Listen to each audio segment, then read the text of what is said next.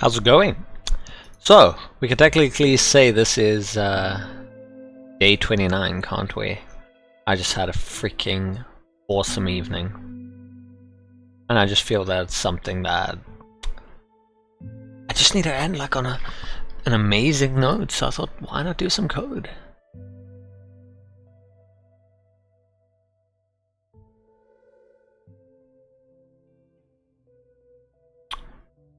That's what we're going to be doing now.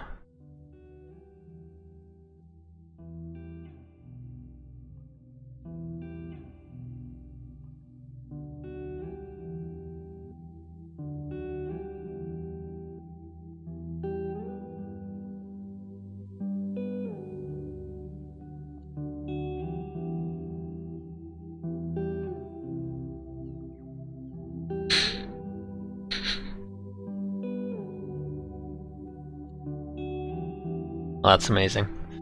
I just saw an endgame spoiler, and it's literally a Cars spoiler that has the Avengers on it.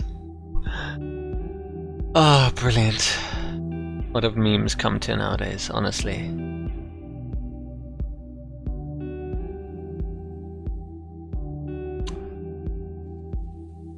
Okay, so where jumping to? What are we going to be doing? Gotta remember to still do my log or earlier. Function wise, I'm going to do that comparison. I gotta remember to do that. That's kind of a big one. Oh, it was this one. Versus that.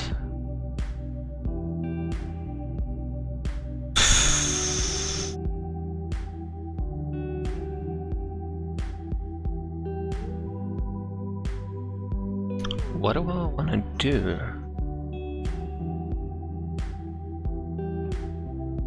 Gotta stop wasting time trying to pretty up the code. It works. We need to like bold functionality now.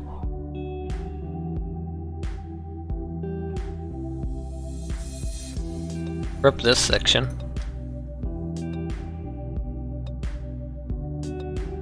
Bye-bye. Get rid of you. We got ID value, class values, we got that.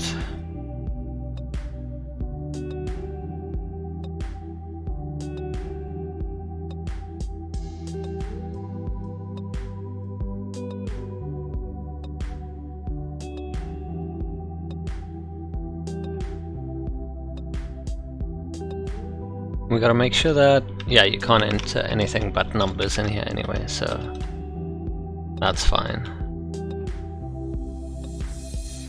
I wonder if we should remove it like this.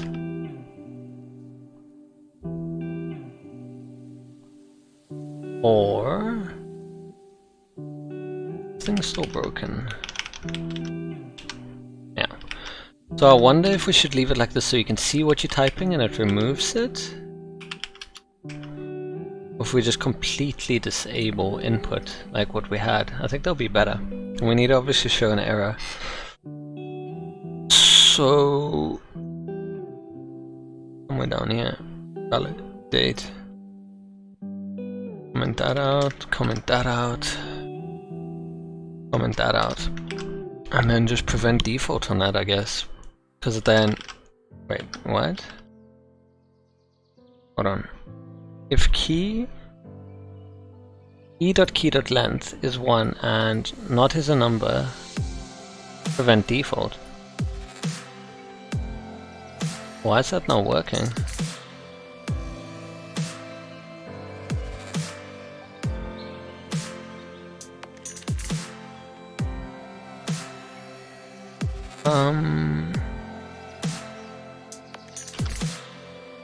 That was working.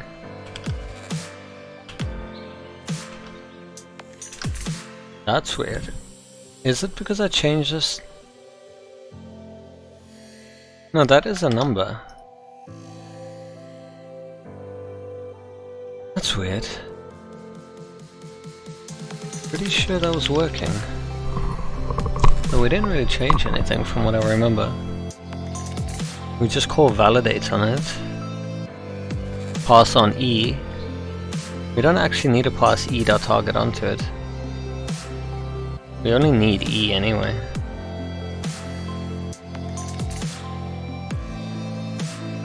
I don't need target. You just need E. But that's not going to solve our problem. If E.key.length is equal to 1 and is not a number and not a control key, prevent default.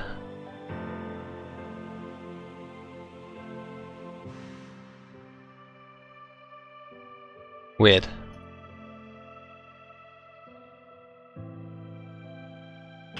That's so weird. Hold on. Is our log saying anything? No, log's not saying anything.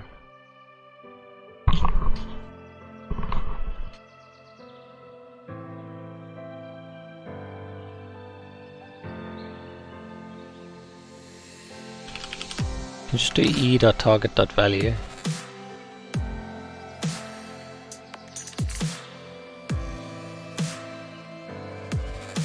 Just do e.target.value.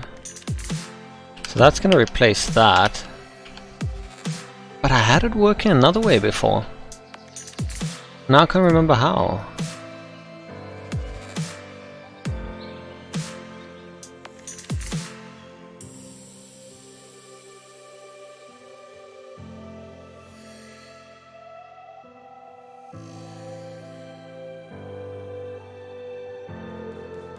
And if I change this to is not a number, just that, and comment this out,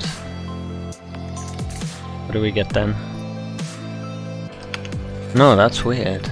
Okay, something broke at some point in time since we changed this. I really need to start keeping a... get a repository set up at some point. Then I could look back and see, okay, what's changed?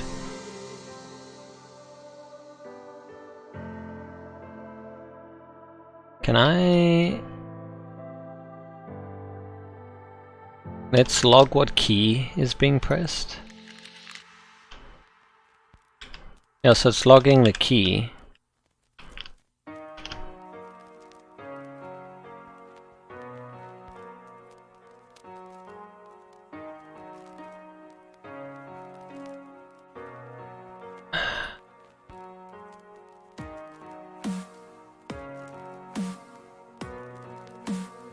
So that's not the issue.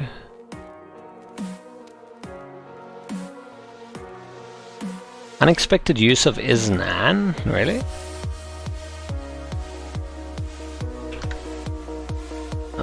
What does that mean for us?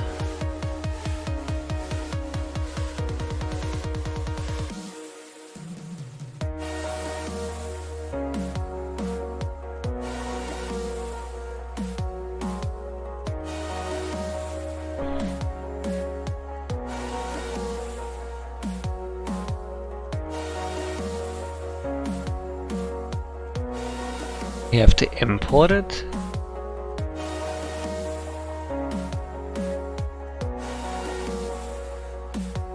Because of is a number. It's a function.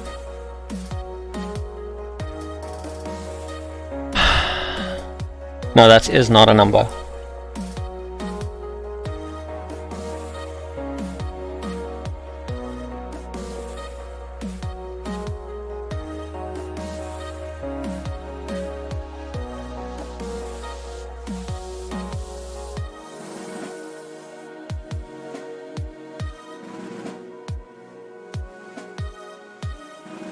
Oh, is it because it's on key up now?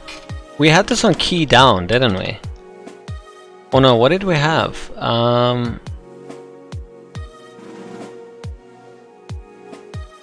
Add event listener. What type? There's a click, there's a...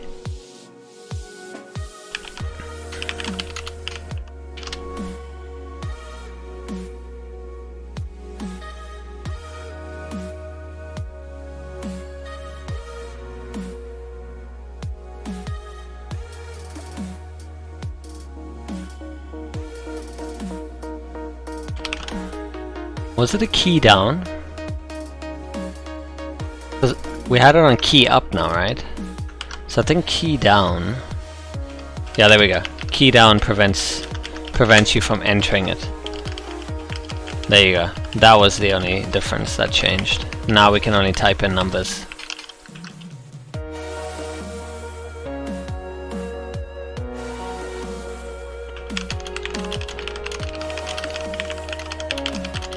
We need to also start doing error handling now.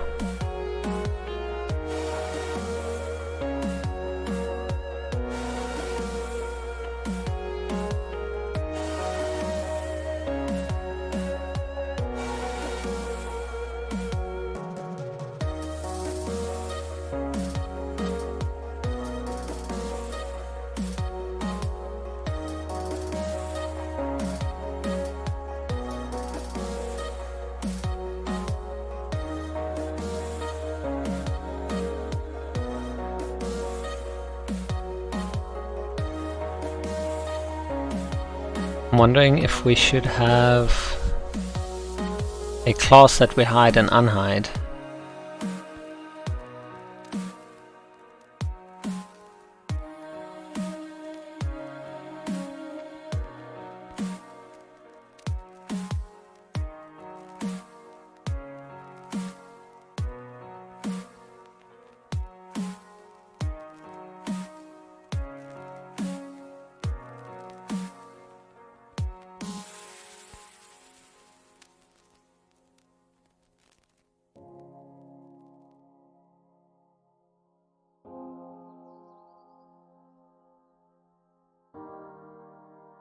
Where would we have it display though? Where would we display the error?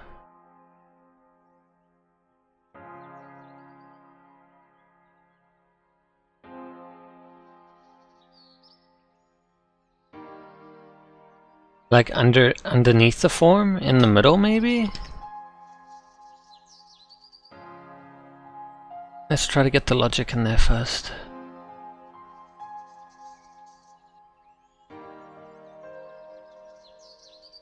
So maybe where it says day, what's that look like again? Before it gets to date, maybe have like a span. Span is inline, eh?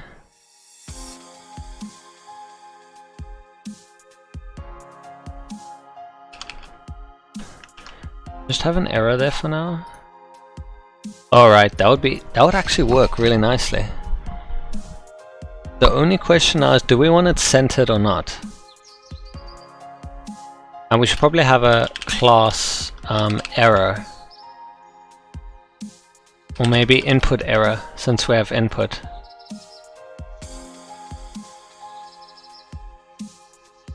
Or no, just maybe error?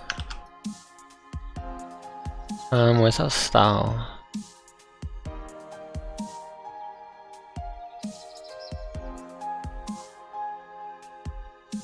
Can I stick it like here? Error. And then we can do something like text align center. Get it all centered. I don't know if I want it centered though. Maybe we should have it left aligned. Probably gonna have it left aligned. So don't do any text align. Gonna have it red. There's that material style for errors. A specific one that I should be using. There it is, B's 00020. So I need to use that for errors apparently. Maybe add a text shadow to it so it's a bit clearer. Also, do I have a website to view text shadows? Because I have one for box shadows.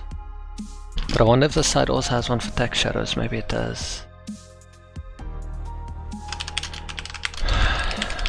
Let's find one text shadow generator online. I like this website name, HTML CSS JS. What is up with all these ads showing?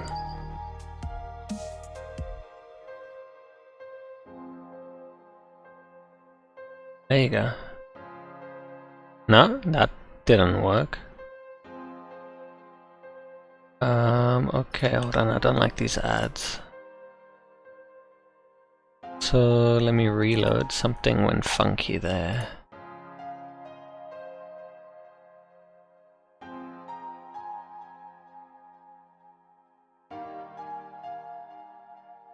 Oh, the ad's still showing. That's weird.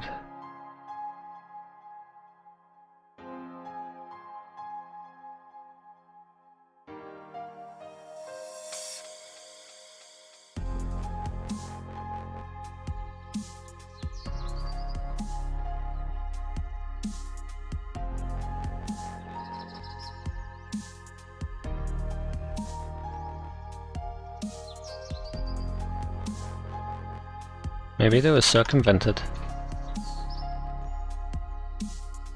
That's weird. The fact that ads are still showing, that's annoying.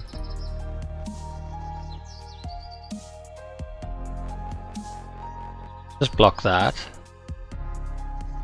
And block that. A bit better. And how about we go ahead and block that. That's better. Cool. So this is our shadow.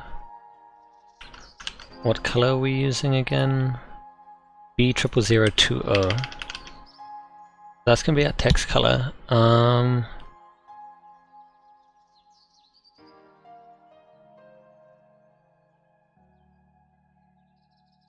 there's the preview. Oh, is this the text color? B00020. Background is gonna be on a. Let's do it on that 444. Wait, what? There you go. Cool. Now we're talking. But the color is gonna be black, I think. Yeah, there we go.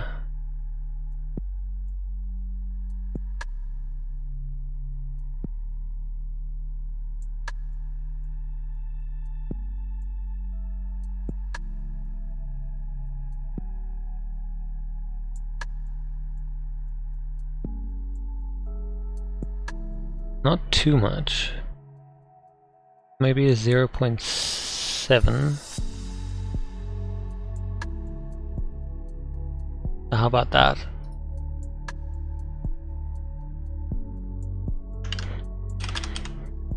Text shadow.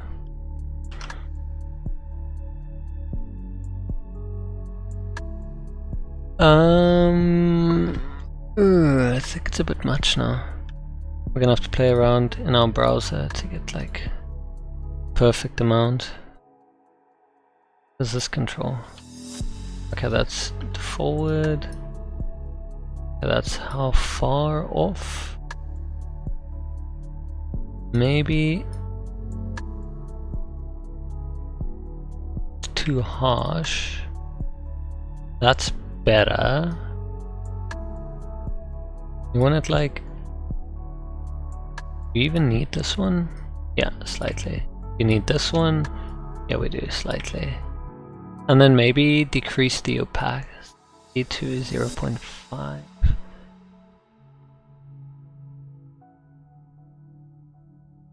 The with or without it? Feel it's like it's too blurred. We need it like crisper. That's too far. I think it's because obviously how small the text is. That's definitely better. Yeah, I think I'm gonna go with that, the error like that. It's more readable. Maybe we can drop it down to 0.5? Yeah, that's better. Definitely better. Better than what it was. So there you go. There's your error.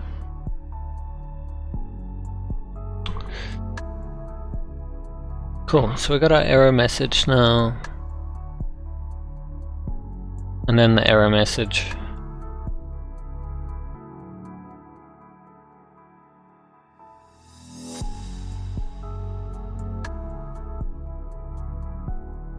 And that's just going to be an empty div.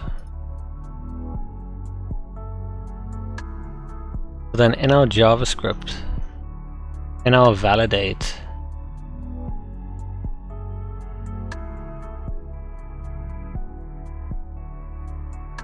should probably have like strings.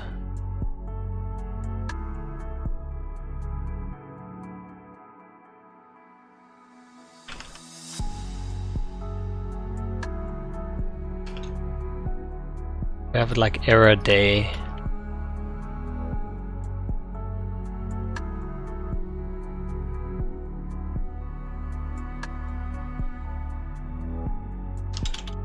Please enter the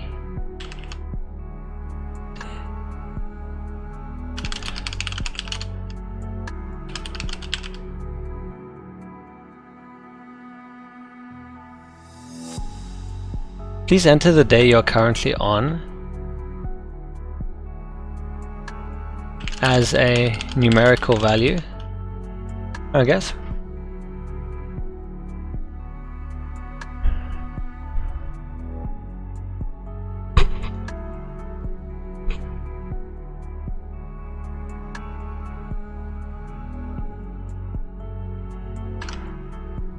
That can be the error.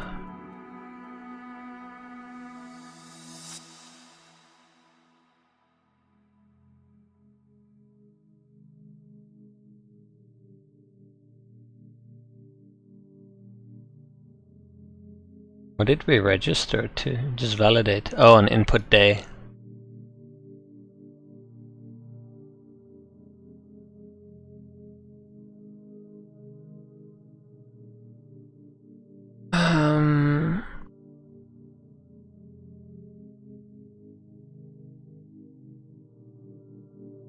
I could use the spread operator to have multiple, to add a single event.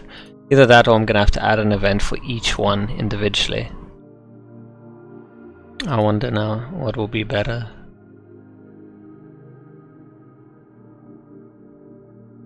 Because right now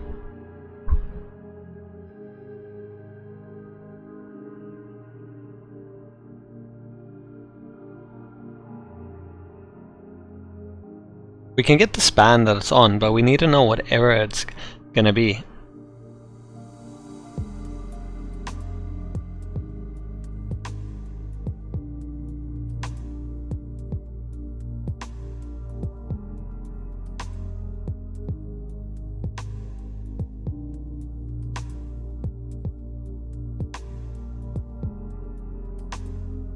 Because if it's input day,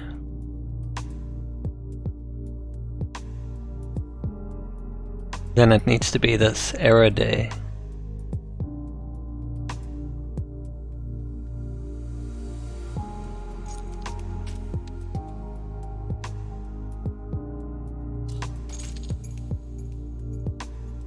I could pass an array value through, just a numerical value.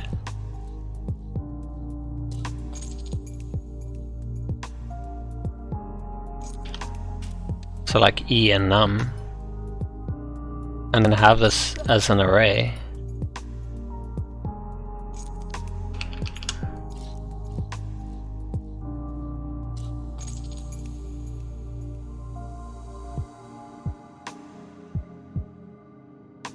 So this would be the one error. So that's like errors 0. Then you would pass in 0.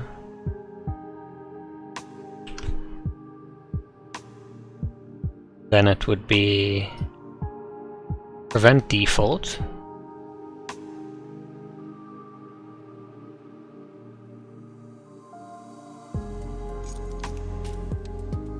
Then we need to somehow figure out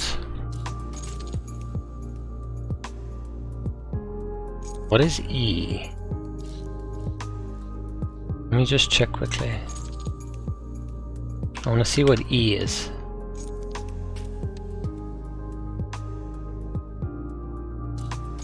Let's check. So E is the event. The e.parent, I think, should either, I think it's parent node is undefined. If I do e.parent, no, that's also undefined. And e.target is, alright, it's the input. So e.target is the input day, and we need to traverse one lower to get to the span. If we get the parent, we should get the flex column. So if I go .target.parent node, would that work? That gives us a flex column, yeah. Then we go .span. No, not .span.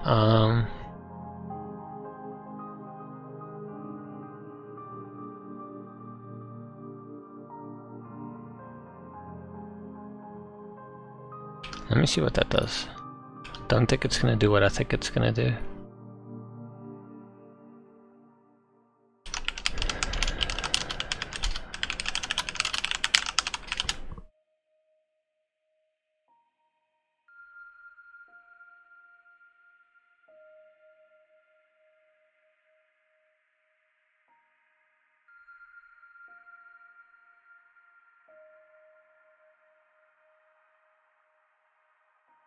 Am I gonna have to do query selector again? Because that should work, I think. Query selector. But we don't know.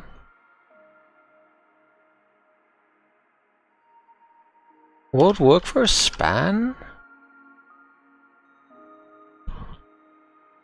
Missing a parentheses.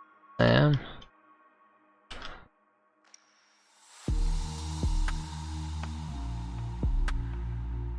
Did I say query selection? Is it not query selector? I used query selector before, didn't I? Didn't I? Pretty sure I did. Somewhere. We used it somewhere. Yeah. Document.querySelector, selector. Not sure if that's gonna work. Okay, let's ignore this. That is fine. We need to ignore that. And ignore that for now.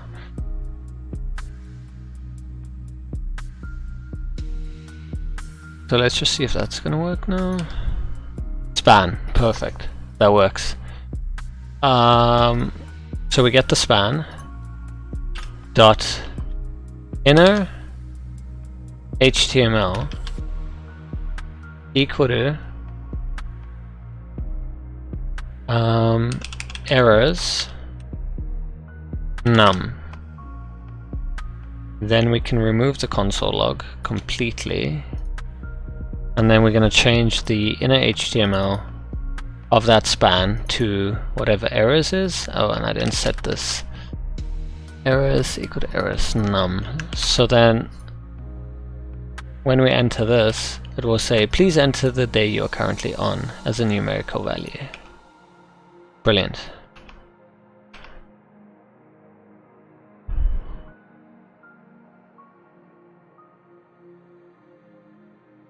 And needs to fade away after a few seconds. That's the other thing that I think we want to do.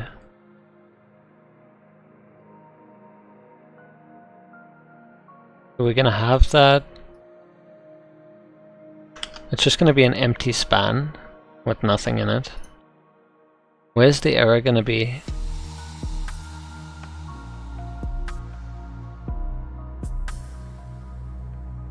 Feels redundant putting error into each one. I don't want to have to string replace it. It's either stick it there or stick it here.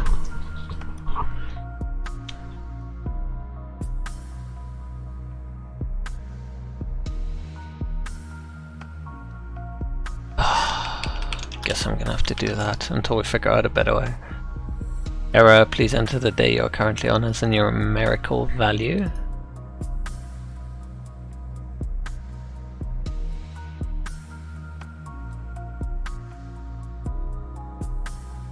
Do we wanna like say error? We don't have to say error, do we?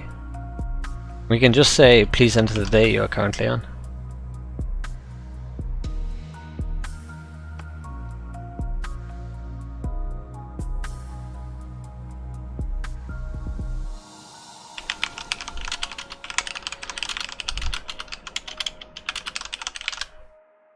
Then we need a set timeout, don't we?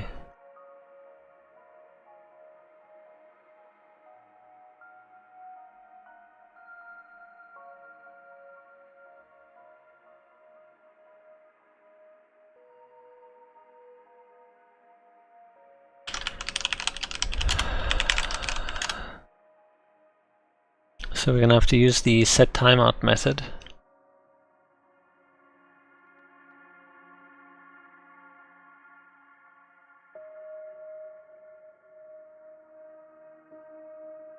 But that needs to only trigger when there's an error. So after they triggered something that's an error,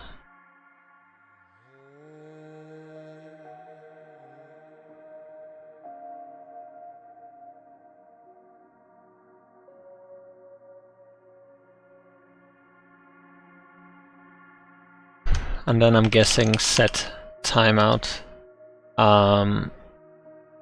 How long, like after 2 seconds? 3 seconds maybe? So 3000 milliseconds? We're gonna do...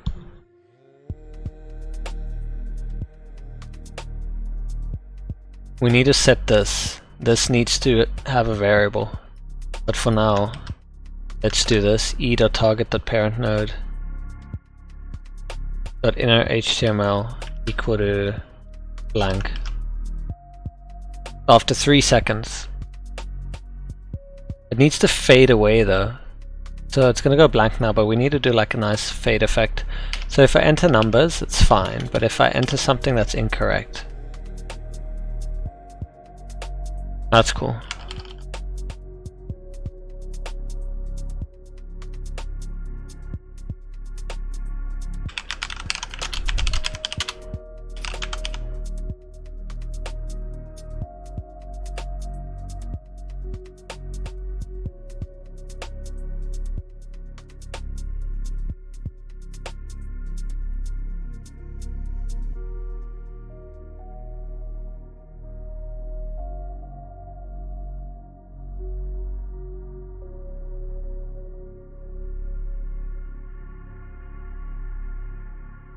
You think we can do, if that's going to be 3 seconds, that's going to be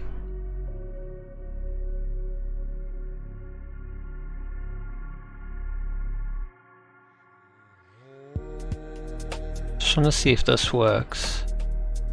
Span dot style dot opacity equal to 0.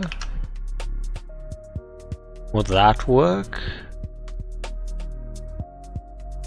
Or do I want that first? I'm not sure. Let's check.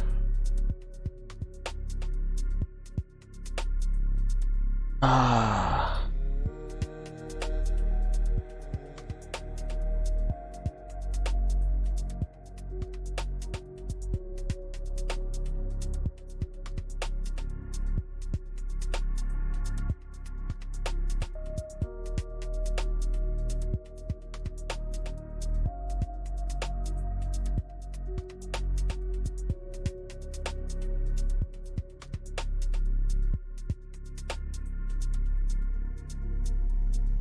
What if I did... Hold on. Our error, right? We got text shadow. We set our opacity to 1. That's full. We do a transition. 1 second on our opacity. I think that's all.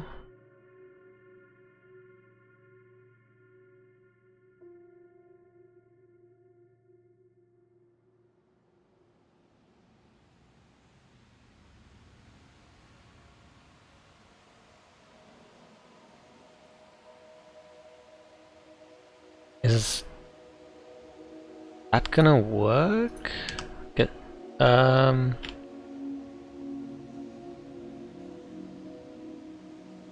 on, is it because I set the opacity? Do I have to reload the page? Let's just check quickly. Okay, there's the error, cool. It doesn't fade out.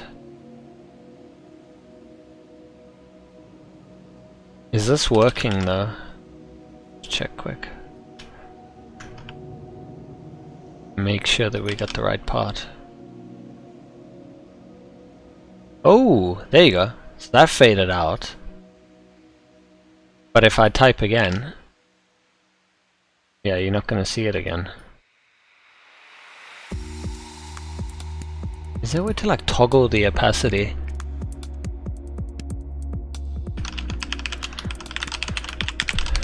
Either that or I'm going to have to make my own function.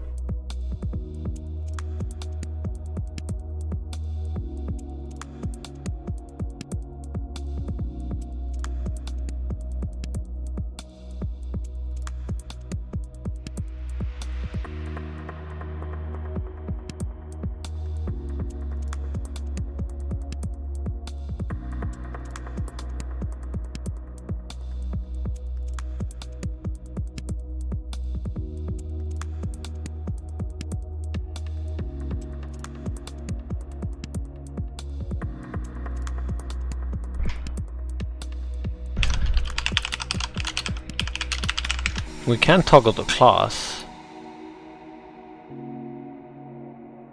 That I remember.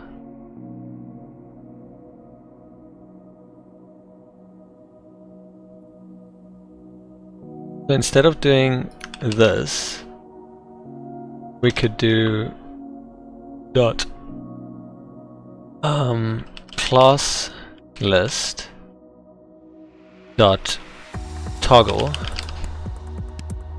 and then we specify the class, and then in our style we're gonna have dot error and dot error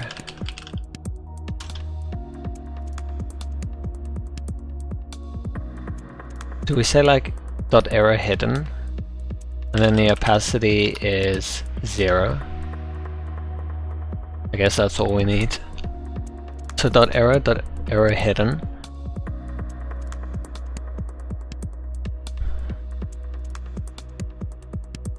Wait, what if we just toggle error?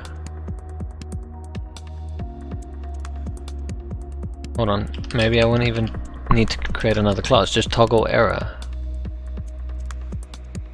Only problem with that is I don't think it's gonna start.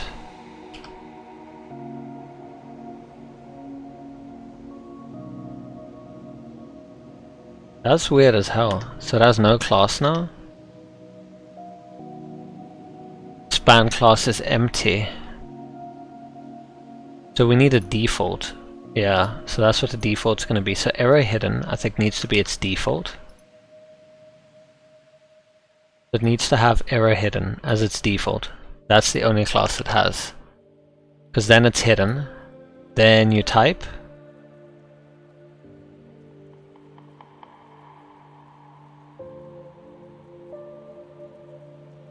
So it gets error as a class, but now the problem is it's not showing up because of the...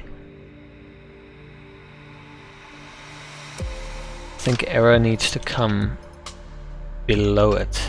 That's the issue that we're having. There you go. So let's try that again from scratch. Type in, we see nothing. Why is that? Because we got error hidden.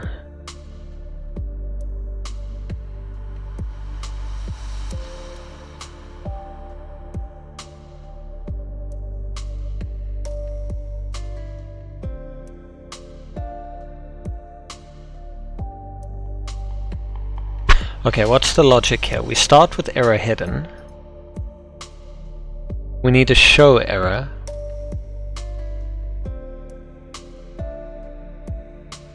Start with error hidden. Toggle error hidden. then apply error hidden again. So you start with error hidden.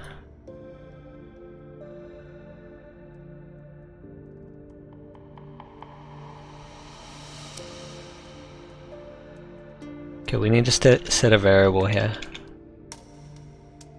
Let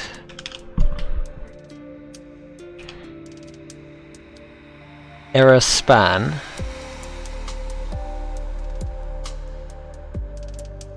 or error box, or like error element equal to this.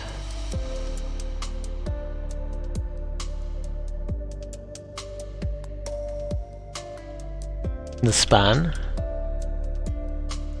because then we can go error element dot inner HTML equal to errors num, but then we would also need to do error element dot class list dot toggle. We need to take the error hidden off for now. It is error hidden, right? Yeah. So we take error hidden off. Now it's going to be visible.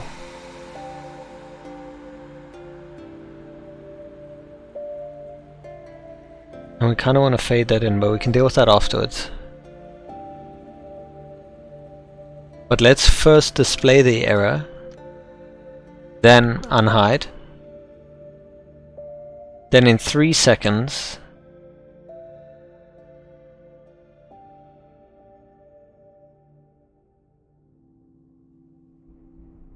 wait, so it's going to have no class. It needs to have a class. Wait, so we can just give it error hidden. I think you can have multiple selectors in here. I can't remember if they need to be comma separated. Class list. I guess we're going to find out. Error hidden error. And then toggle error hidden error. So that way we're going to get error hidden again, and error is going to be removed because we start with error hidden. So error hidden gets removed, error gets added. Error hidden gets added, error gets removed. I think that's the logical flow that we need here. I'm seeing nothing. Hold on. Let's figure out why. So error hidden is on currently. Enter something.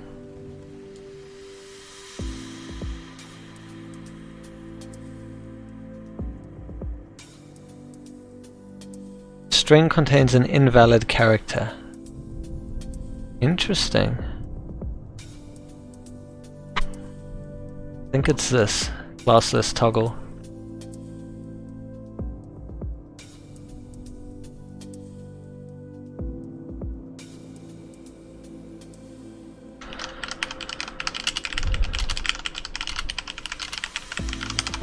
Just want to figure out if there's a way to toggle multiple classes. It actually doesn't look like there is.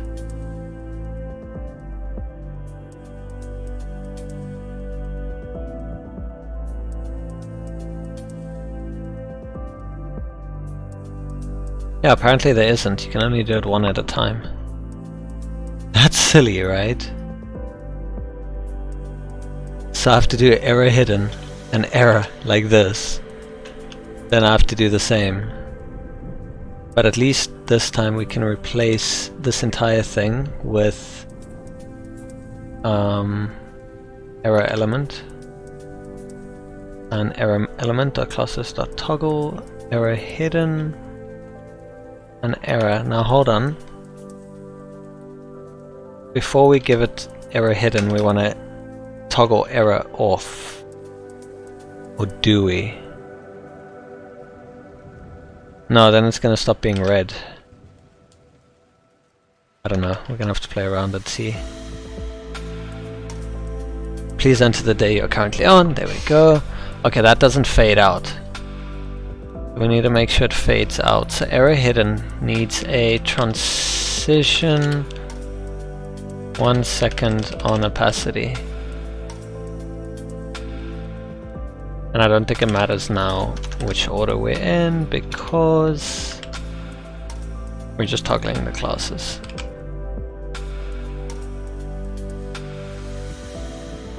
I could be completely wrong and the order would matter. Yeah. Or is it because of the opacity that I added now? Is that the issue for error hidden?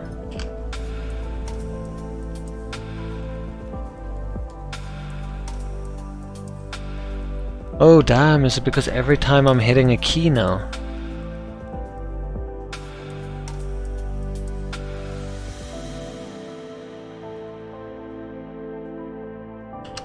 I think with fade in, great.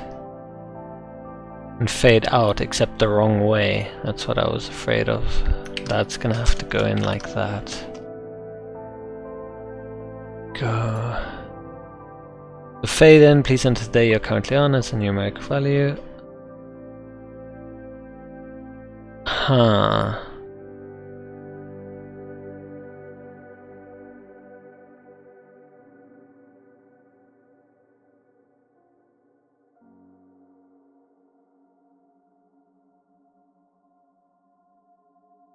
Well, all we have to do is add the color to it, I guess.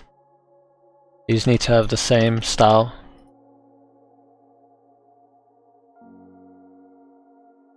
Duplication for the win.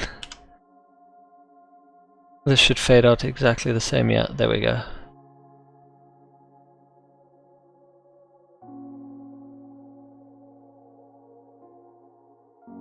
Fade that out over 2 seconds.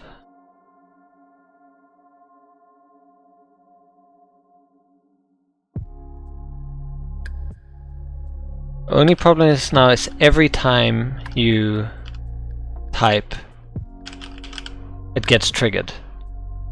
Every time. We need to prevent further inputs from happening somehow.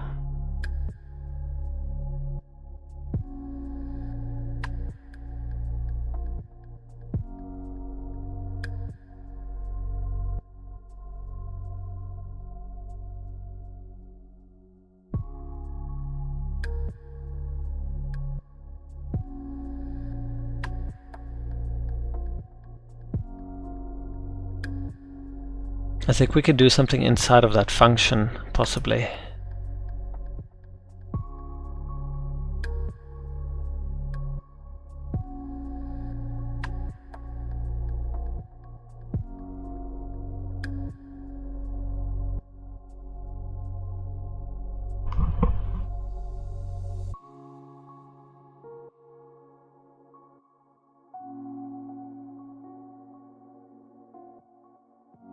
If I stuck this all in here, theoretically it shouldn't run multiple times, right?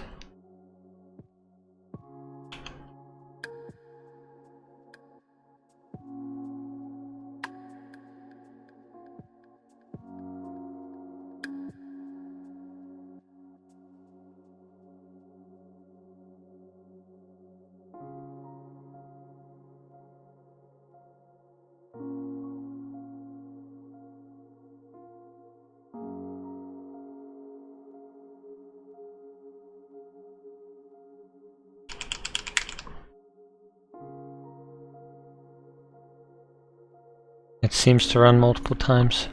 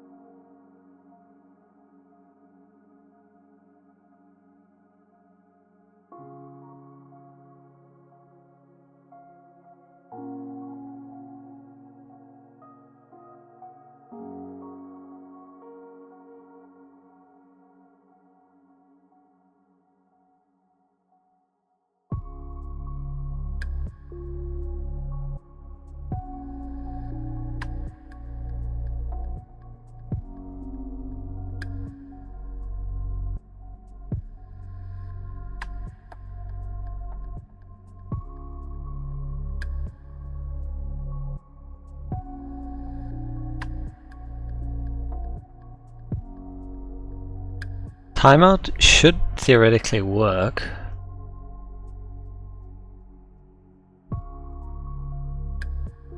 Maybe I should do a set timeout inside of this. Can that work?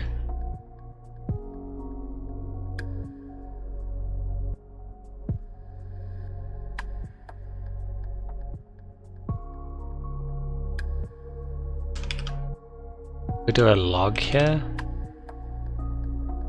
I just want to test something. I don't know if you actually can.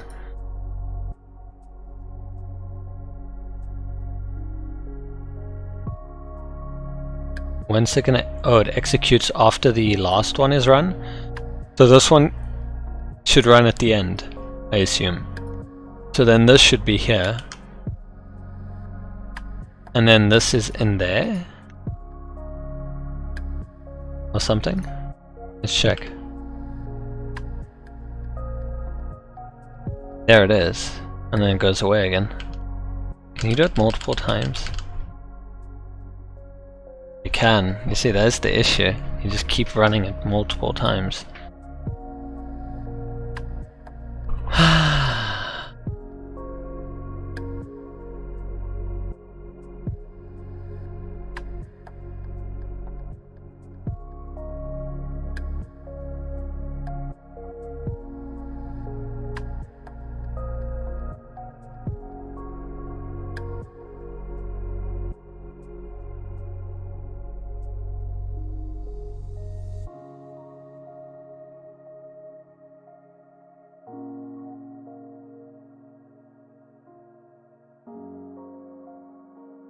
There must be an easier way.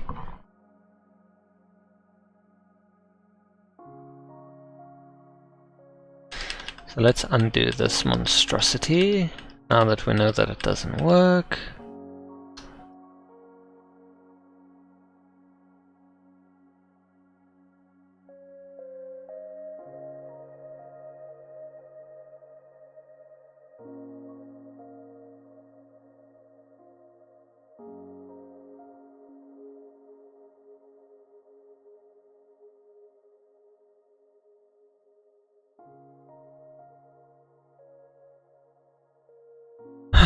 Or maybe we should do this tomorrow. At least we implemented the error system now. And it works. We just need to prevent multiple entries.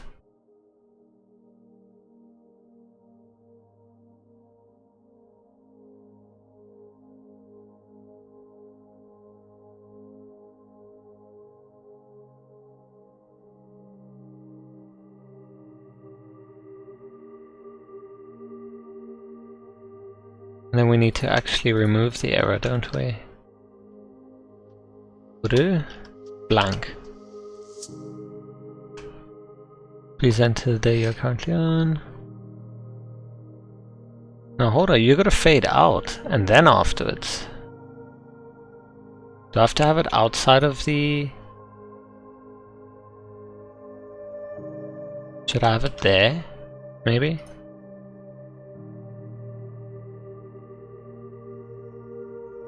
That ain't doing shit.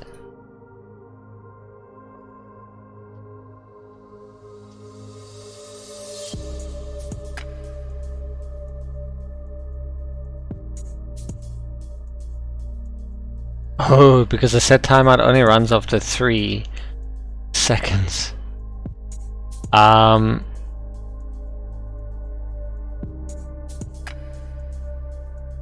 this will run immediately. And this runs after 3 seconds.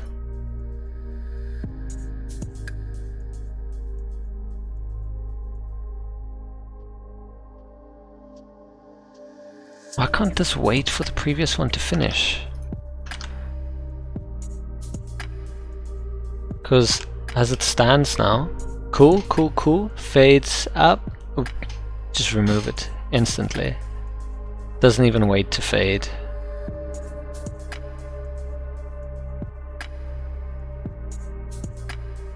You want to toggle it, and once it's done toggling, but it obviously doesn't wait for that 2-second animation to play, it just does it immediately.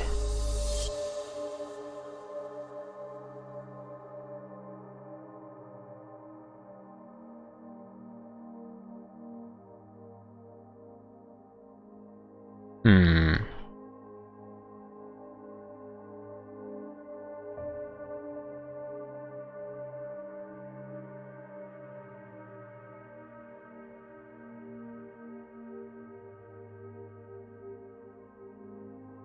Why is it starting empty now?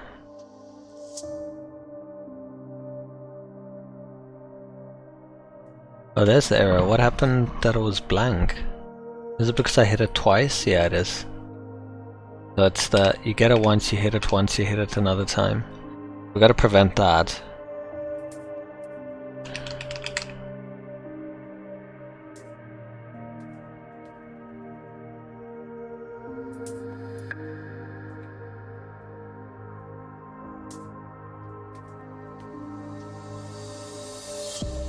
Hmm.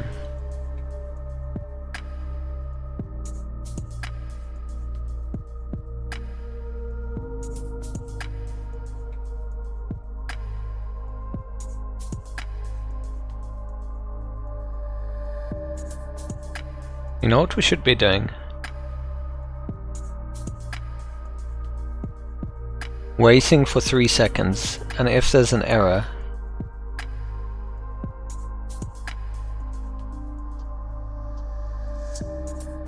then we do the if.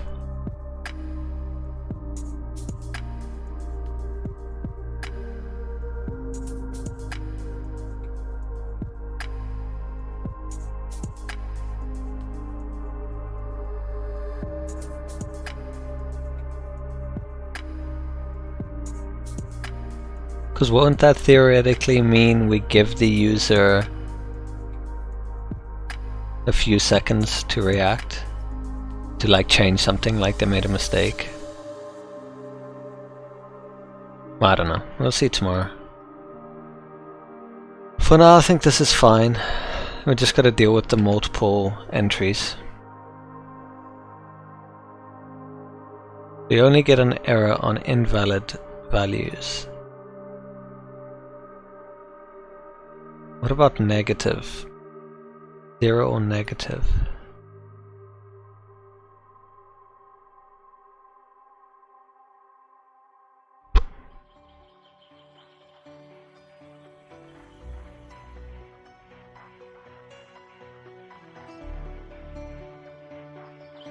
Gonna have to be another if. We're gonna have to like make this really good.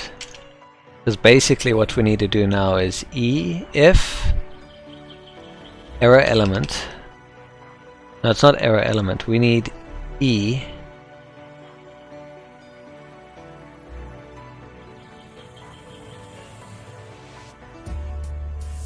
We don't need this, I realize, by the way. I just need to prevent you entering a value. I don't need to remove your value.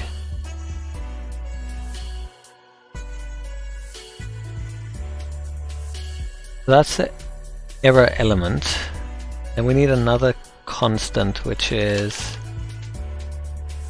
No, not a constant.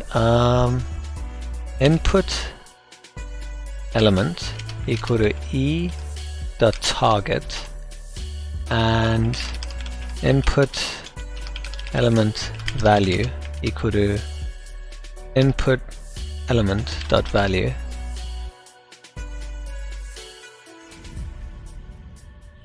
Or maybe we should do e.target.value. Oh no, we just need to change that, so it's fine. We're gonna change this to a non-constant, because that value could change. Because then here, error element. Wait, that's error element. If, yeah, down here.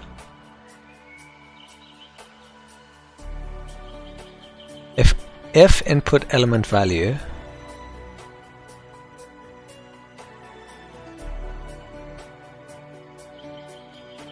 less than 1. Let's do a log quickly, see if this works.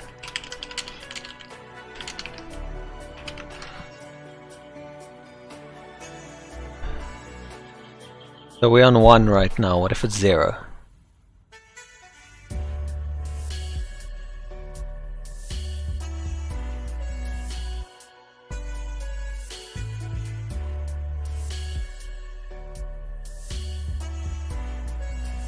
So if it's 1, it's apparently also less than 1. How does that work?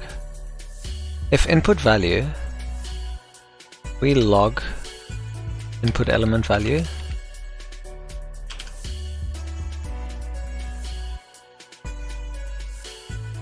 Q,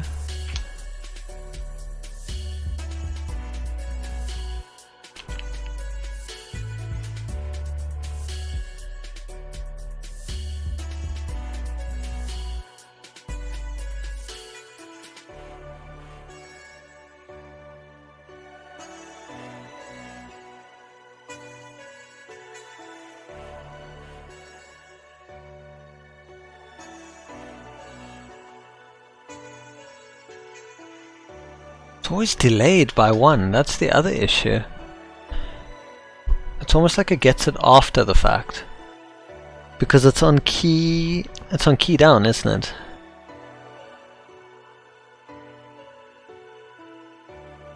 And if I change it to key up, do I get an accurate value then? Yeah, I do.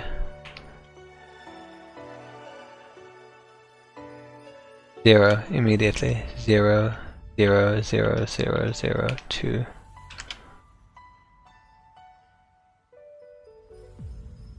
Only problem with this now is I can enter text.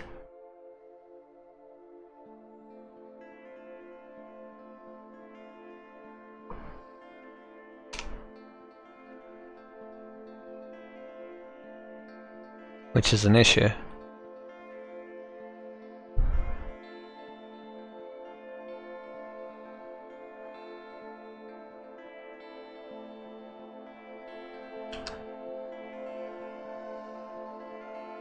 Can we just figure out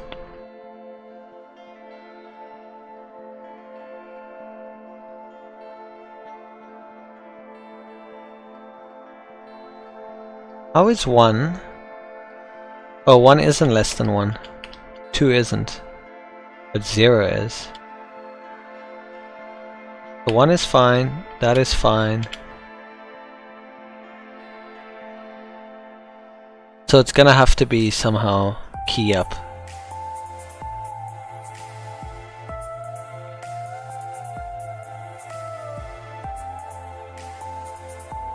This needs to only trigger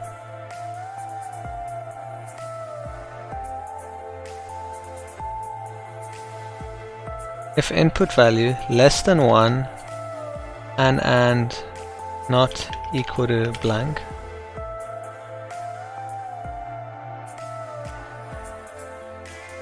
Oh, do I have to specify?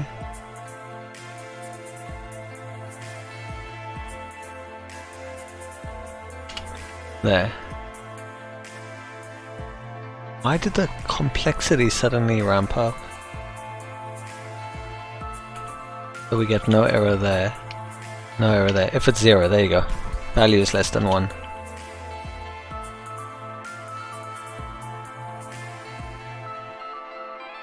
We need to do on change. Can we register for an on change? Because this is not going to work with key pressing. That's only for select.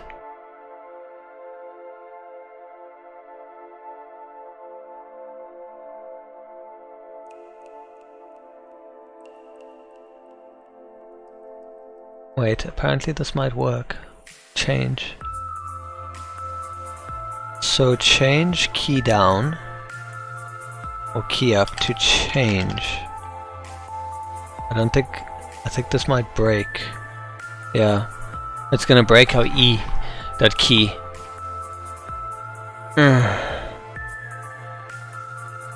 There's a problem with change now, it doesn't pass the event. The clicks, key up and key down, we get the key. But change, so we're gonna need a combination here of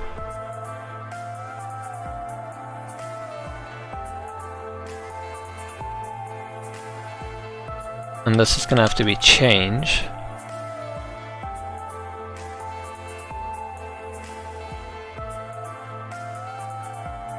We could still call validate, I guess.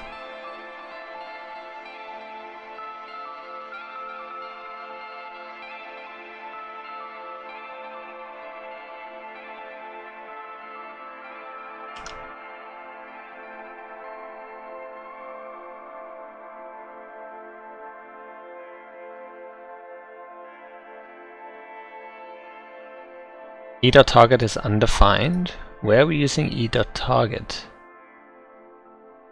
We changed this to key up.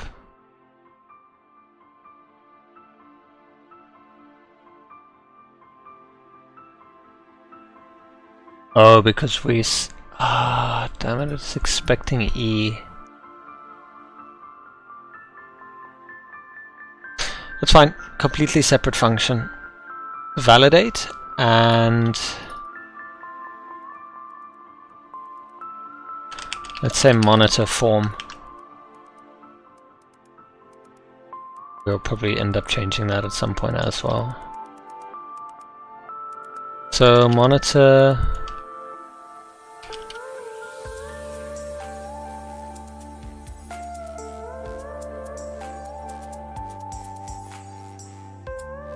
can have that out there and that in here. An input element is gonna be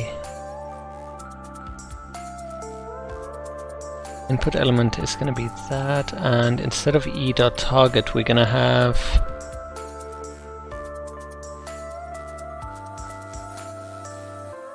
can we pass change? Does it pass anything?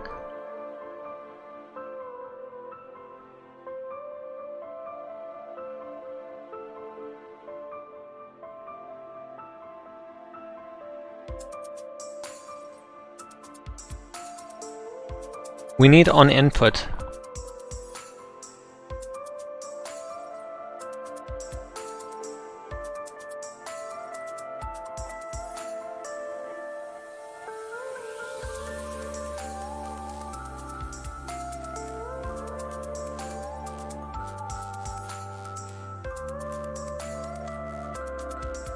So change this to input.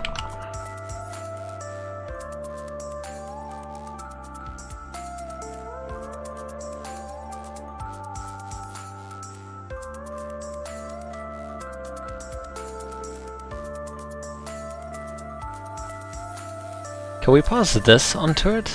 I think we can. Monitor form this. Then we have target, where it's this. And then I want to log what this is, and hopefully it's what I think it's gonna be. Let's find out. Input element value is not defined. You're talking about this, aren't you? Yes, you are.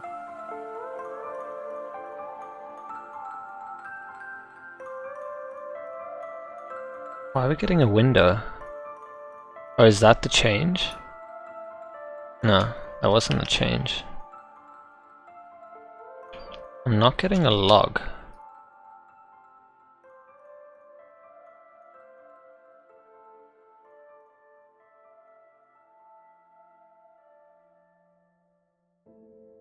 Mode on, monitor form target.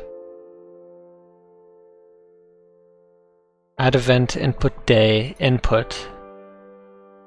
Calling monitor form. I know I could do this dot value, so let's try that.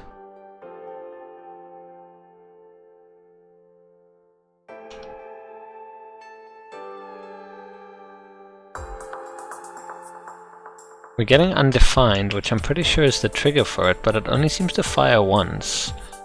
Add event input day, input, monitor form,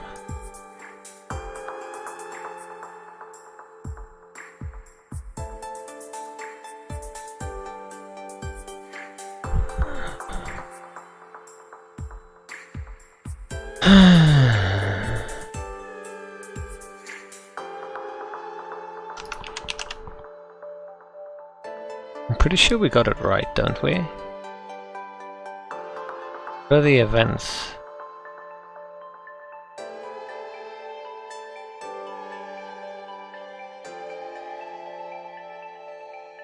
There's click, there's change.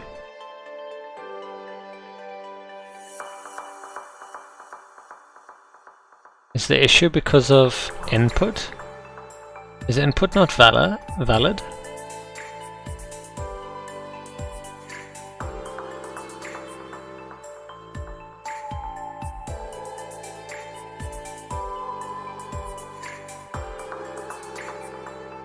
And change this to change. But that's still not firing our function.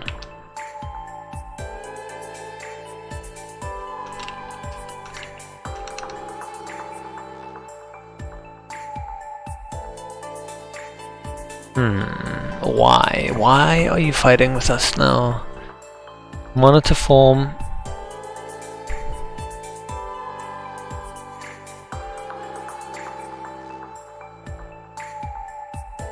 What can we pass through input?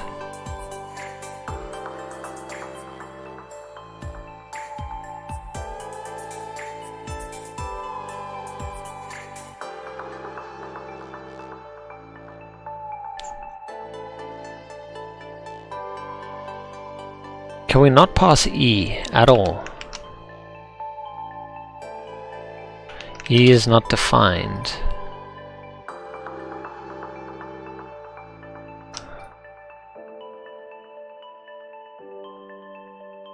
Well, you're not running several times.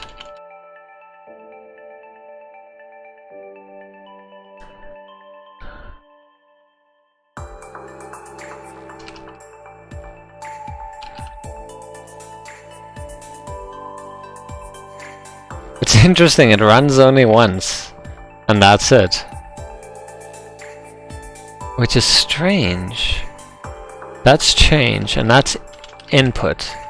So if I change it to input, why is it running before we've even done anything? And it should go and change there, but it doesn't. It's not updating. So unless that's got to do with this event that we add here, locking it out. No, it's not. That's strange.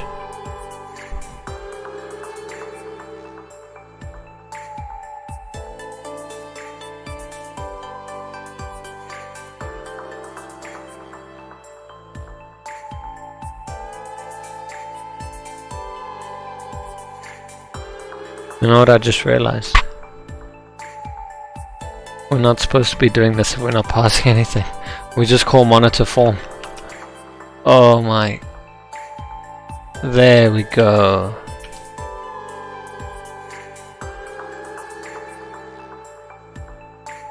Finally. Only took us forever to figure that out. So target is the input.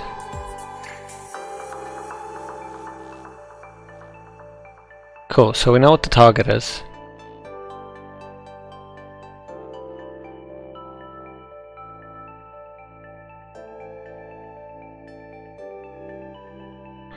If I don't specify target there, target's not defined, yeah.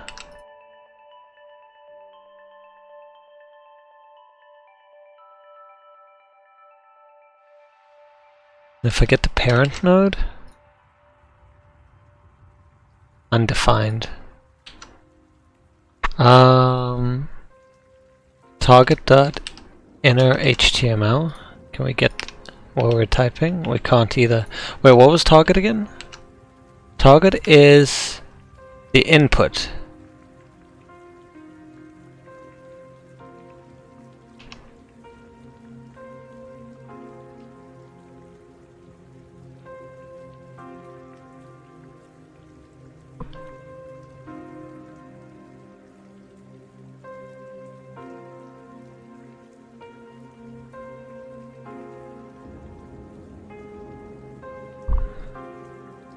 It's even got previous element sibling.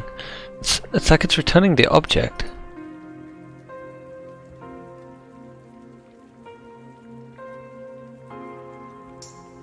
Interesting.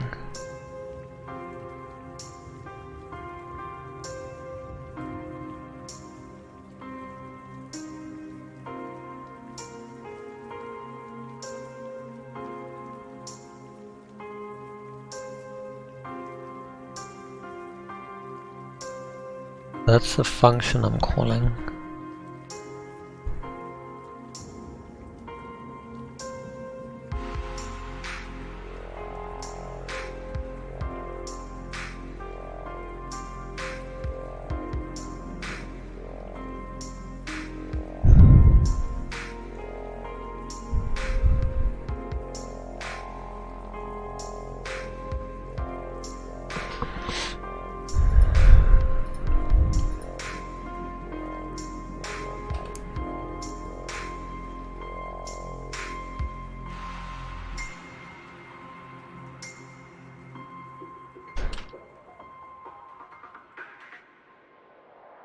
And it doesn't give me parent node, which is weird because input would have a parent node, just like the other one. And if I do e.value, surely we should have a value, right? But it's also undefined. So what am I actually getting from e? That's an object.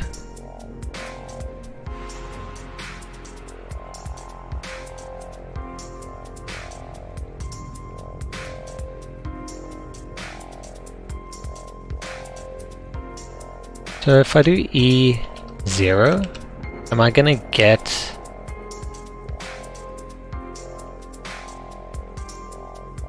hold on. Target. So if I go E, oh, but that doesn't work because I go E.target, which it should be. Oh no, what? That works now? What did I have before? I think I had target and I was going target. It's E.target, so the object.target, there we go. Now we're getting somewhere. Great stuff.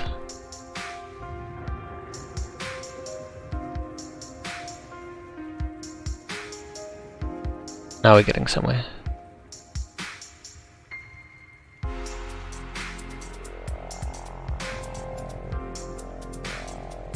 So actually this will work.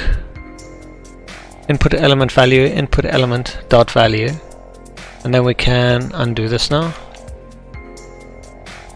If input value less than 1 and input value not equal to blank, log input value and value is less than 1. So 1, 2, nothing happening, 0, value is less than 1.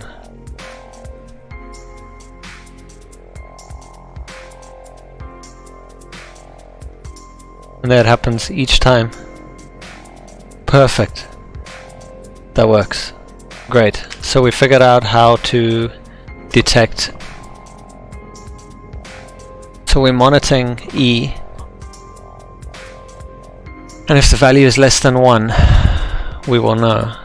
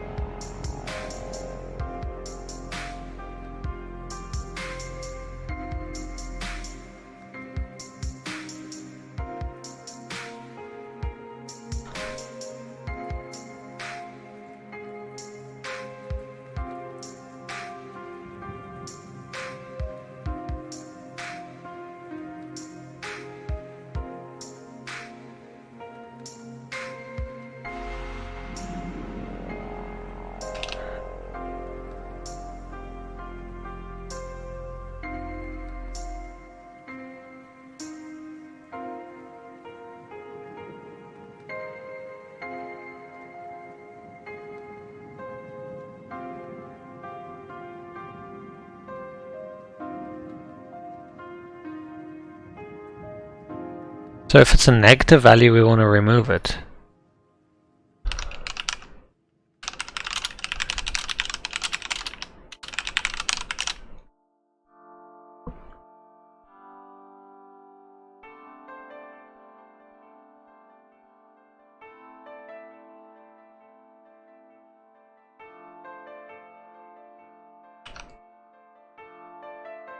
just do a regex build quick.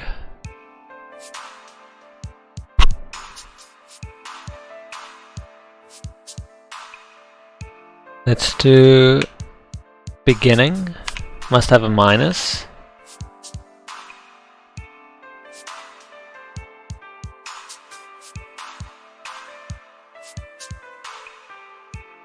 Any digit characters. And we have global on, so if I have 0, 0 matches. Shouldn't match 0.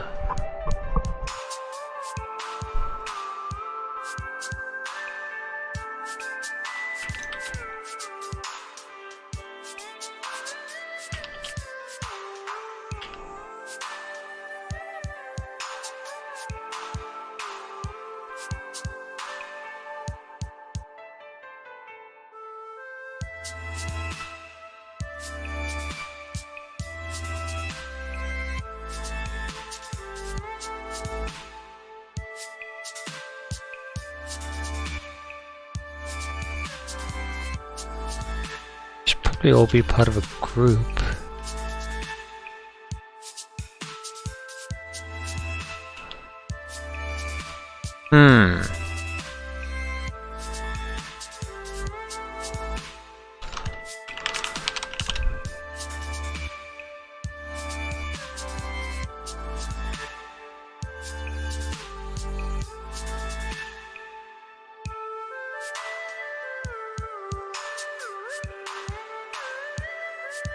Wait, didn't we have... So if you do...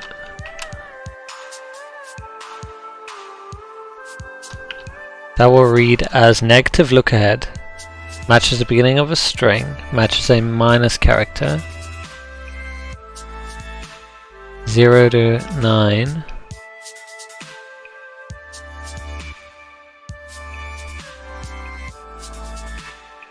so 0, 1, minus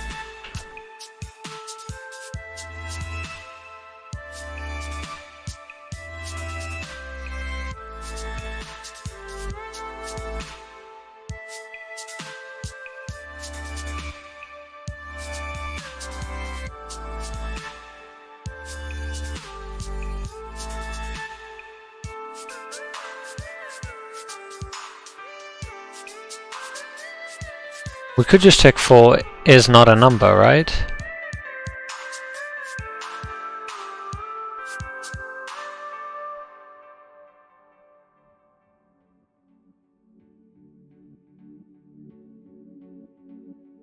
I just realized that now.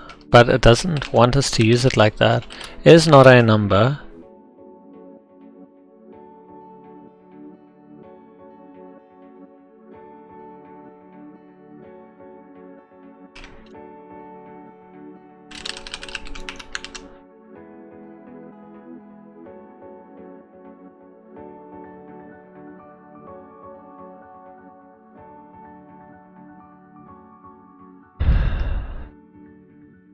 Now it's not triggering at all.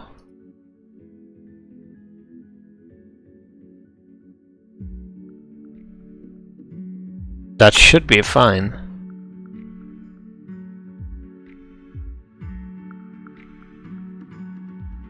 Is not a number.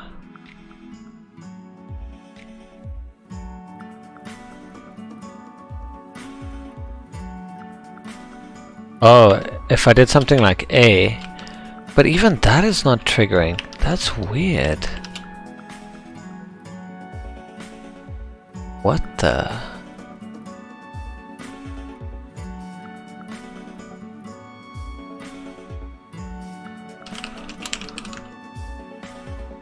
Hey, Christophers. I'm just playing around. I'm trying to get this thing to not match if it's a negative value. I'm gonna go back to the regex that I had.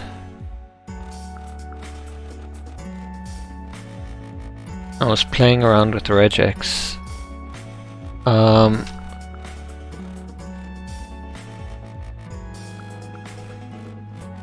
So this matches everything.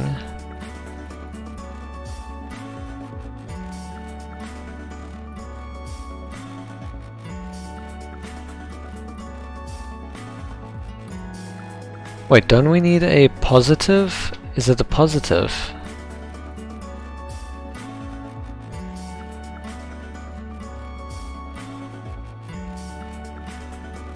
That's a negative look ahead. What is the positive look ahead? It's just a question.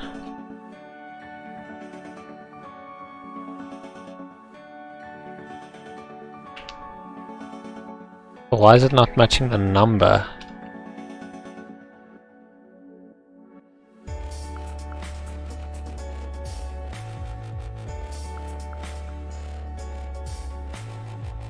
Do I need to add it in there, 0 to 9?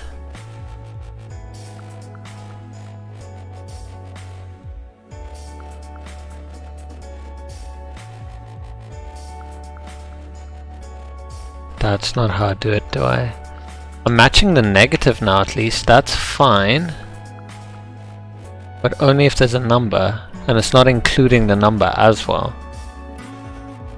Matches a string beginning of a line. Matches a negative character. Match any character in the set 0 to 9. But then why is it not including the number itself? Negated set. Match any character that is not in the set. Does this have to be A to Z? If I want to match... no. Fun times.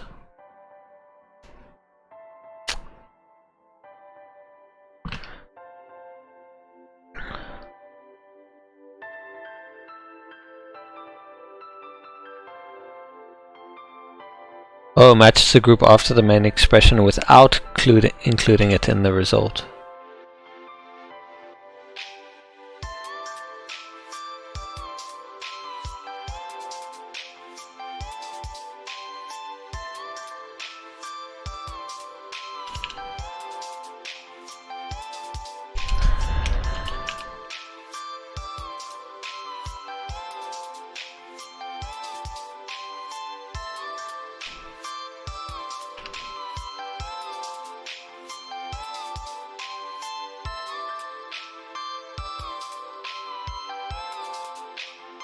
That shouldn't change anything.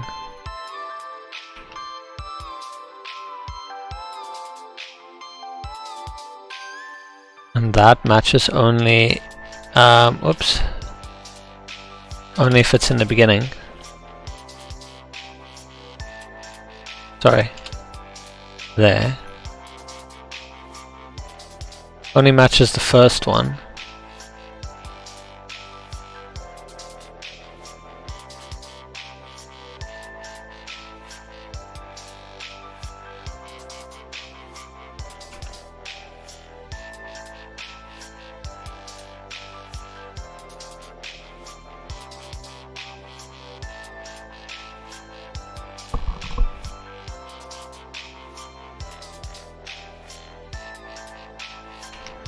Man! Confusing as hell again.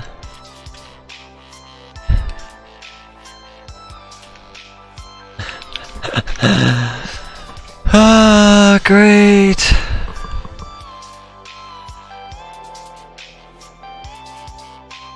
I'm sure I'll figure it out tomorrow sometime.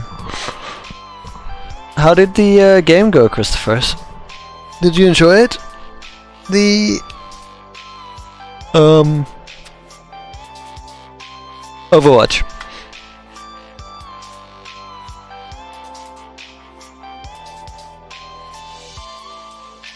Oh hey, thanks. Only an active number?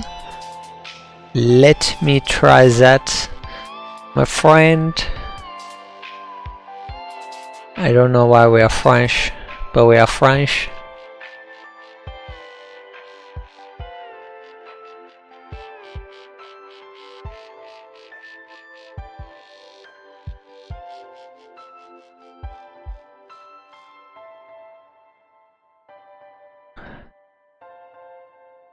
They ended the broadcast before the last map because of T1 broadcast? What's a T1? They ended before the last map. Damn. So what? They weren't as popular as whatever was coming up next? So they just replaced them with someone better? Is that what they did?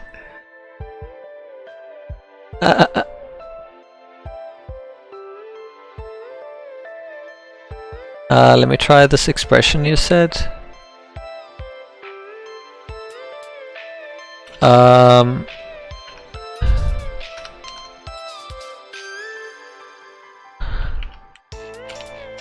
Oh, there you go. Negative numbers.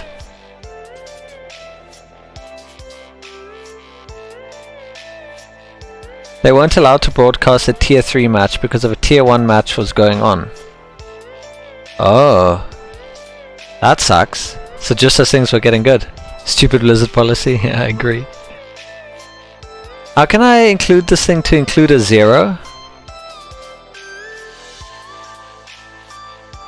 I messed that up now early, didn't I? I still need to figure out how regex works. You seem to nail it. I want to match negatives and a 0, but not positive numbers.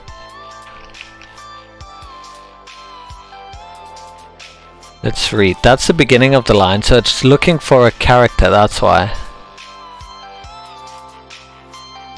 Oh, did you literally just add a... Is that a OR? Alternation? Oh, that's cool.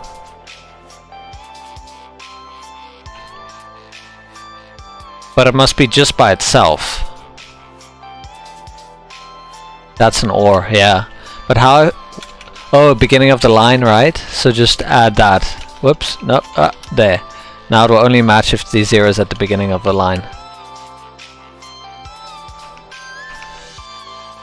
Figuring it out. But what if you're on all 0s, you do that.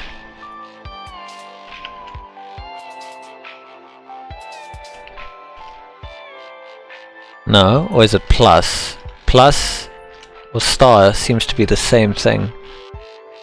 Quantifier match 0 or more of the preceding token, whereas the plus is a quantifier as well, match 1 or more. I wonder what 0 or more. I want a plus, don't I? Not a 0. So 0 works, 0, 0, 0 works, 0, 0, 0, 2 doesn't work, but that's fine. But then the zeros after that don't work, but that's fine as well, because that's the actual number, 23, yeah. That makes sense. Because else you would have 240, but it'll become 24. That makes perfect sense. Thank you, Chris. I really appreciate it. Negative 0 works, negative 1 works. Negative by itself doesn't work. Can you chain things like this? Is this a bit stupid? If I want to just match the negative by itself? Basically, I want anything that's a number. Alphanumeric. What was that again? S? Backslash S, was it? No, that's... Backslash W. Matches any word character. No, I just want alphabetic. What was alphabetic again?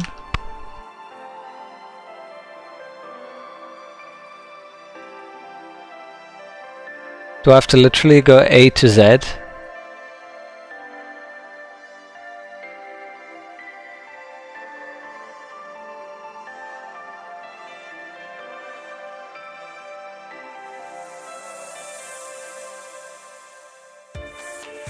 Is there a way to get every character except for numbers? Because what I want to do is match every character that's not a number. So minus by itself, any other special characters. I want basically to match everything except a number. Word characters W. I tried that, but I'm worried that's gonna match numbers too. Do you see? Because it's alpha numeric, not a digit. Oh, so we combine them. Word, not a digit.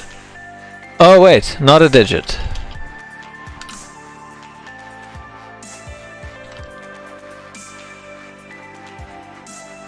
And that matches because of... Interesting. So we got negative, we got 0. Every other number will be fine except for stuff like that.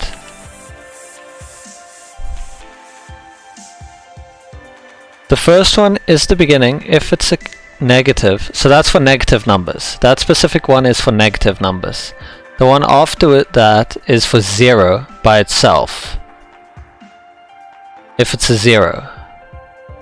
And the last one is for anything that's not a number. Yeah, that works. Thanks, Chris. That makes it much easier.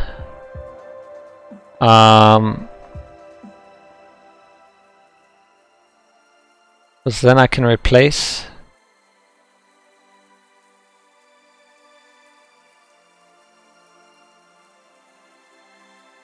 that in there. We probably need a case insensitive and a global.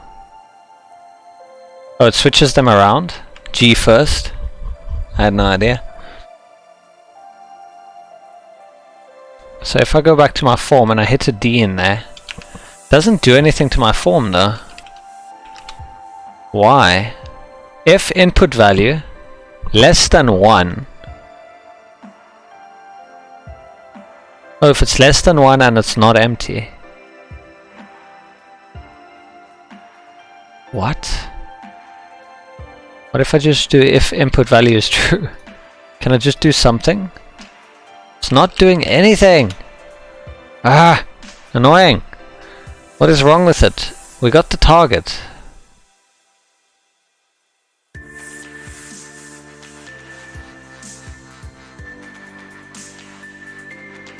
Hold on. Are we even getting in there? Yes, we get a yes. We get a yes multiple times. Cool. We're getting the yeses. That means the issue is here. Input element value equal to...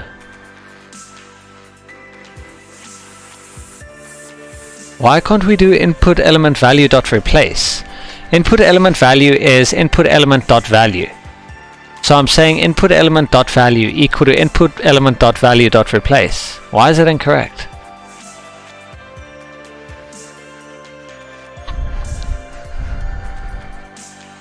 Yeah, it doesn't want me to use a variable. It's a bit silly, huh? Still not working.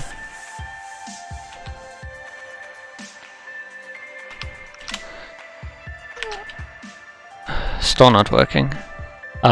We could do e.target.value equal to.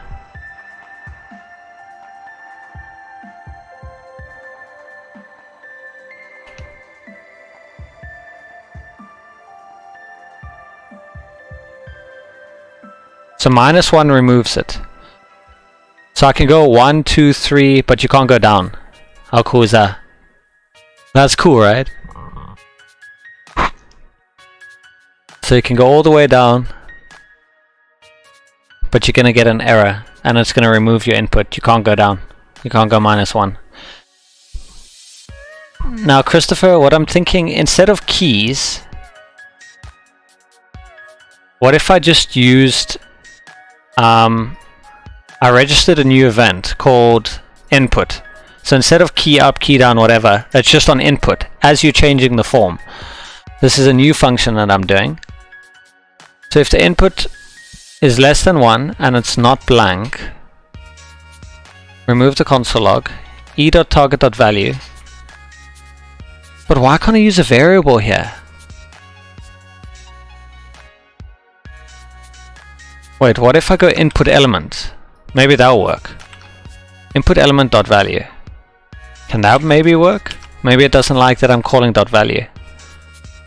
Guess what? I'm an idiot. You can't call dot value, because then you're literally giving it the value. You're saying value dot replace.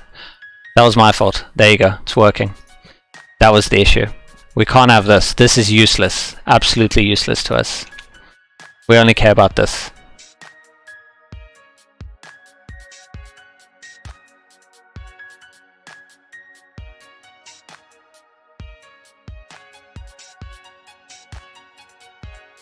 We can call input element dot value less than 1.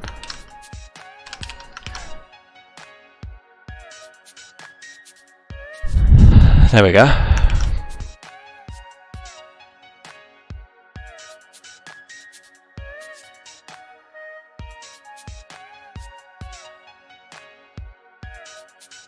Perfect. So I have an issue here, Christopher. Check this. I think you're gonna like this. when you hit something that's not a number, like a letter in here, look at that. Please enter the day you're currently on. And it... Okay, forget the fact that it doesn't fade out. But that's cool, right? It fades in. We'll fix the fade out. The issue that I have now is, look, if you hit it multiple times, it will trigger multiple times. How can I make it like only work once? Because look, it's just gonna go fucking crazy now. I'm using a set timeout, which after 3 seconds, it basically just toggles the class from error hidden and error. I start with error hidden, then I toggle it so that it's not hidden, and I give the class of error. The issue is you could do it multiple times. Is there a way that I can prevent that? So it only shows the error after 3 seconds again, if the user, like, you know, calls the function again. Because the problem is this gets fired every time the user hits the key. Is there an easy way that we can work on that? Because I think this is a bit outside of what I'm used to. And when I had one of the mods that I was working on, you could block the function from being executed. It would basically come in, and if it's still executing, it would just do nothing. You would redirect it to an empty call. But I don't know how we would achieve that with JavaScript. There's one way that I'm thinking about. I don't think it's going to be neat. We have a variable outside of the function, right? Completely outside of the function, called last executed or whatever. That stores a time. And then we go this, well, time.now or whatever it is to get the current time, and then we compare it if 20 milliseconds or whatever, or 50 milliseconds have passed since that time. If it has, we can run the function. Else, we just return while we break, or just return. That's one way that I know of doing it, but yeah, then it requires a global variable outside of all of this to track that. Check if it already has error class. Well, this is why I love you. Always one step ahead.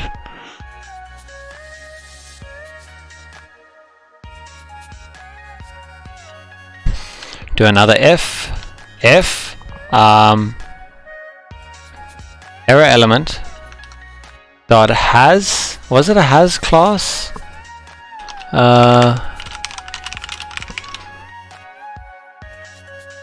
Was it a has class? I think it was class name. Or has, was it a has class?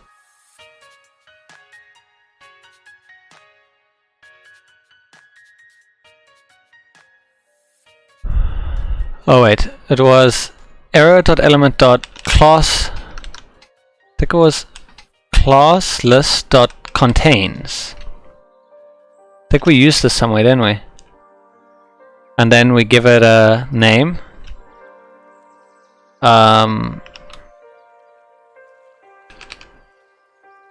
It's gonna have error.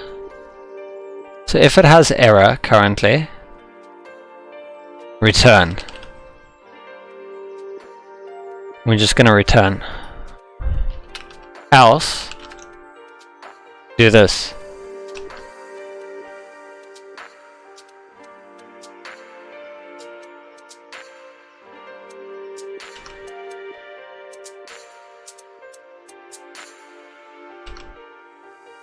Wait, where'd my return go? I put a return there, didn't I? What? Why are you removing a return? You don't need else after a return. Oh, don't you? Is that why it's removing it? How do you know all these things? And why don't I? Because it's redundant. Right, so we'd never get here otherwise. Oh, right. The if is just there. Oh, otherwise it continues execution. Right. Never mind, you can't get there. Yeah, I get what you mean, sorry. A little bit of a moment there. So if error element.class list contains error, return. Otherwise, we're going to display the error. We're going to do everything as per normal. Then we're gonna set a timeout, and after that timeout we're gonna do all this fancy stuff. So let's see if that works. Oh my god, it doesn't do anything, Christopher! Oh! You know, I've got a list of people that I'm gonna visit in the world, and like, you're definitely on the top of that list. Just gotta figure out like something nice to get you. Lots of bratwurst and sauerkraut. And maybe some kielbasa. Amazing. I just feel like coding is one of those things where you need a co-pilot, and like, you're my co-pilot. It's like, and kartoffeln. I've heard of kartoffeln. What is that again? That's not a type of cake, is it? Kartoffeln. It is a potato. Yes, krompir. Of course, some kartoffel. Mmm. And don't forget the schnitzel. Is schnitzel German, the word? Sounds German. Cause the sh. Walliser Schnitzel. Spelled Weiner Schnitzel. Wiener? Weiner? I bet it's German. It is German. You ate a schnitzel today? I love schnitzel. Do you have it with lemon too? Or is that just me? Was that like a thing that everyone else bastardized? Because I love mine with lemon. Especially with like a mushroom sauce or a pepper sauce. Mmm. Now I'm hungry. Great. Schnitzels with like some nice chips, like deep fried chips. Not like the thin ones like McDonald's, but you know, the actual thick cut chips. Everyone likes it with lemon, but not me. Fair enough. Okay, so we managed to solve this. The only issue that I came across is why. So that works, right?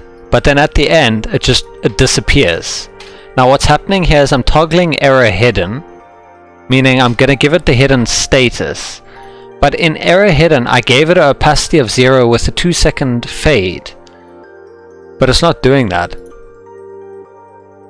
And if I switch it the other way around, can't remember what happened when I did this last time. With champignon mushrooms? Yes! That's what I'm talking about. It just disappears. It's like no fading is happening. The opacity starts at 1, and I give it a 1-second transition, right? Then at the end, I give it error hidden, and I take that off. And it's not doing the transition. And I'm a bit confused now, why? Oh, you know what it is? It's this, Christopher. I figured it out earlier. Check this. Now it will work fine. See? Nice fade in, fade out. The problem came with me setting inner HTML to blank again. I want to give it a blank value after it's done. Do I do another set timeout? Like, what do I do? Because if I do it immediately, setting the value, it doesn't wait for the fade. It's just like, boom. Thanos just snapped his fingers and it disappeared. Like, God, I saw 2 snaps today. That was amazing.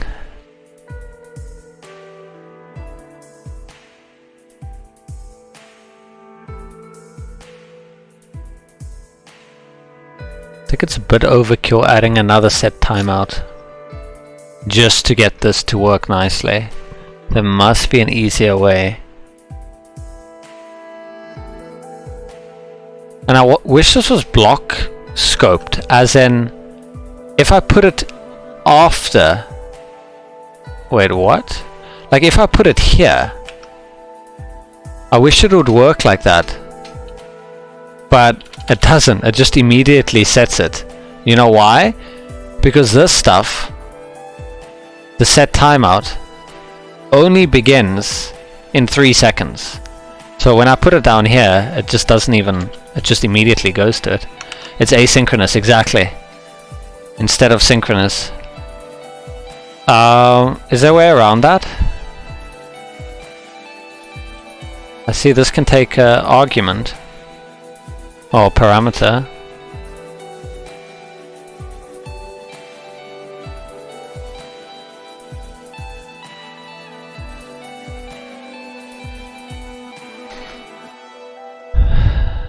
I just want to hide it again because of that space, do you see? But I want to hide it when it's done. I do, because look what it did here to the spacing now. So look what happens when we start. When we start, spacing is fine, do you see? Then when we make an error, it expands this, but when it's done, it should go back again. But it won't. It's now fully expanded, do you see?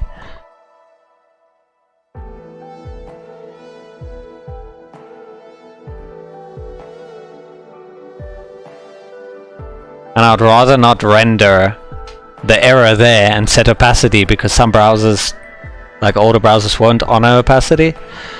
And then we have the error permanently there. And this thing won't run without JavaScript anyway. I wrapped it in a NoScript tag. So, yeah. So what happens if I call a function here? Will it call the function after this is done? Or will it immediately call the function as it processes this? It won't even wait for the fade. Works display none.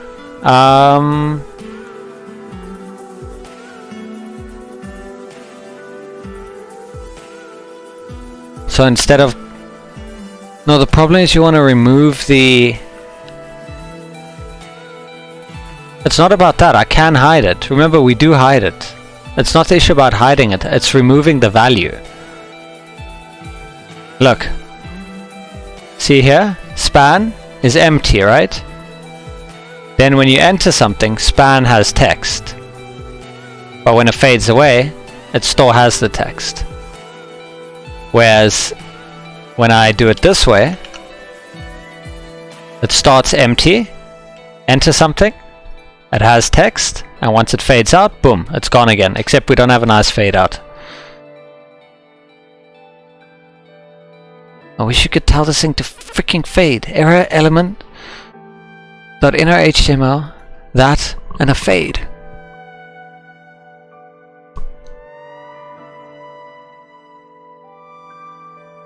With display none, it shouldn't matter if it has content or not.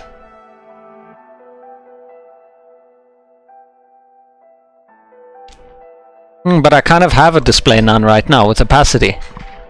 You don't see it. So it's kind of the same thing.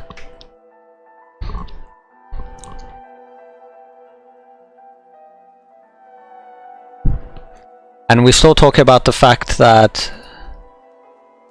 Oh, you think it's not going to have that spacing?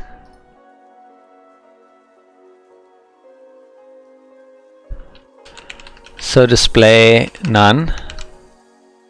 Let's try. See what happens.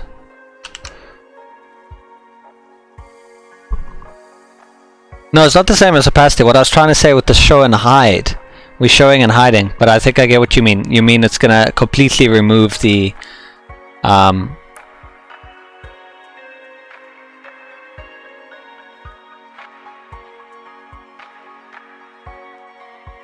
Yeah, there we go. So it doesn't do that thing anymore. So we just set display none. Oh, but we still don't have that fade out. It's kind of the same issue again. There's no fade out, did you see it? It just... It's not even fading in anymore. I think it's because of the opacity. It just appears and disappears very jarringly.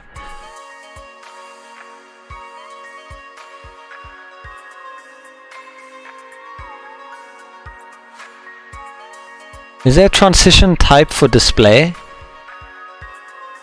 I don't think it exists if I do display. Can only try. I don't think that's a valid. Nah. What options do you have?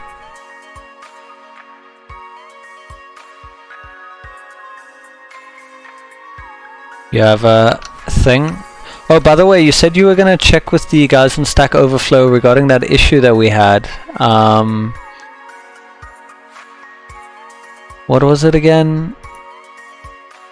Oh, with the number input on Firefox?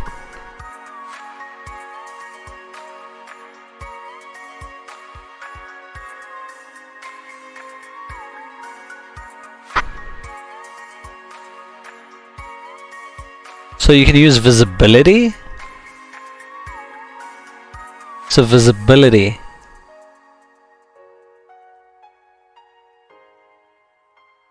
Okay. So visibility. Hidden. So we set that right at the top. And error is visibility visible. Transition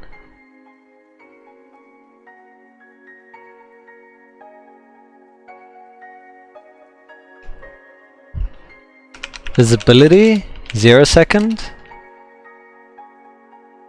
Opacity. What is linear again? Is it the same speed, right?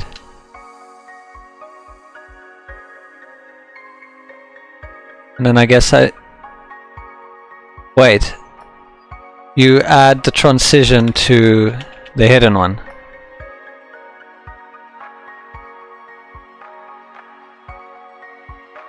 And the actual visible one doesn't have any transition. Yeah, when the input isn't valid, then either target value is blank and you can't do anything about it. Okay. Okay, that didn't have a transition. That also didn't have a transition. No transitions. I think they might have messed up and we should probably put a transition on it as well.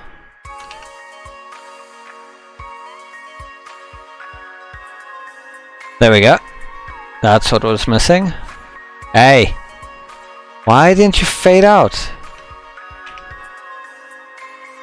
Fade out when you leave. Fade in. There you go. 2 second on the visibility. You don't need opacity. We don't need linear even, do we? We probably don't need visibility here, or do we? Let's find out. Maybe we do. No, you don't need it there. Oh, but I messed up somewhere. That's fade in.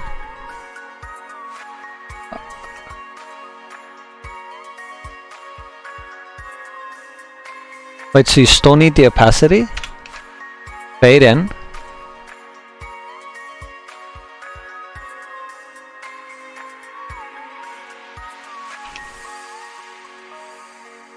I think it's this one that I want 2 seconds. Gotta figure out which one it is now. I want it to fade in fast.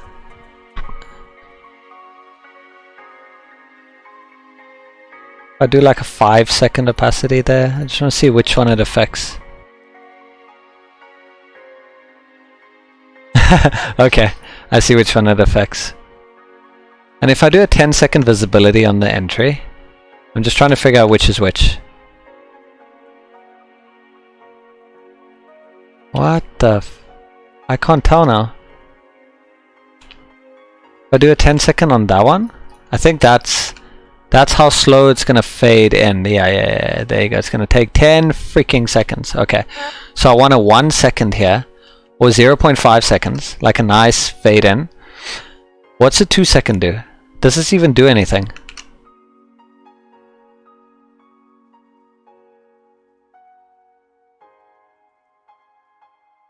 Like, I don't get what it does. What's the visibility on the first one do? Is it that fade out? Maybe. Visibility and opacity should be the same. Not really. It seems to do different things. Like if you want to have a quicker fade in, but a slower fade out. I think this one here, affects how quickly it's going to fade out again. If I'm not mistaken. Zoop. Let's see if I'm right. If I set this to 0.1, it should be like a super quick fade out. Should be like, zoom. Yep, there you go. And the visibility, if I do like a 10-second visibility, does that affect? I can't tell now. I don't know what this one does. I don't know if you even need it. Maybe you do. I don't know.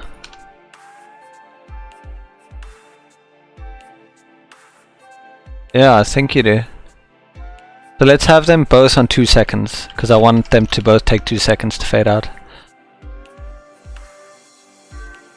I mean, for fade out, the visibility should be the same or higher than opacity.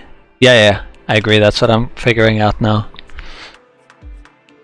There you go. There we go. That's what I wanted. For fade in, the visibility should be same or lower than opacity. For fade in, the visibility should be same or lower.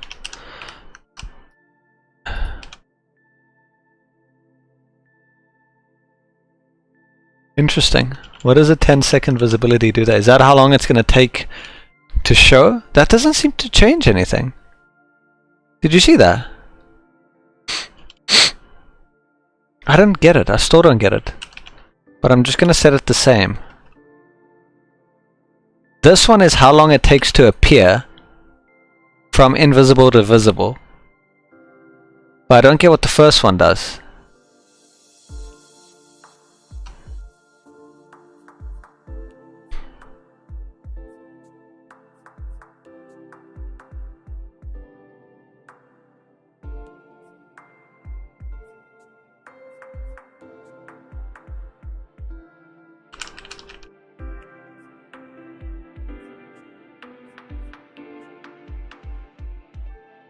This is so cool. It lets you keep typing, and the moment you stop being a dick, it fades out.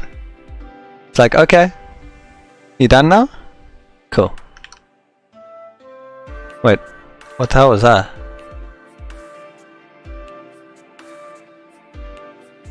Oh, it's because I hit Control A.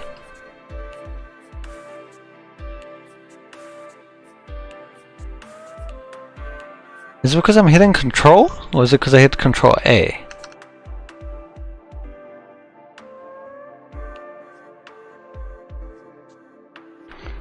Did I add protection for Control R? At some point I did, didn't I? Control key. Now, I don't know why Control A is being triggered. Anyway, perfect. That works flawlessly. Thank you, Christophorus. That works nicely. Oh, damn. We just realized one thing. Visibility works and all, but unlike display none, it leaves the element there, where at least display none. Ah, this whole time, why didn't I realize? Can I do display none combined with it? Oh no. Oh, Christopher! Christopher!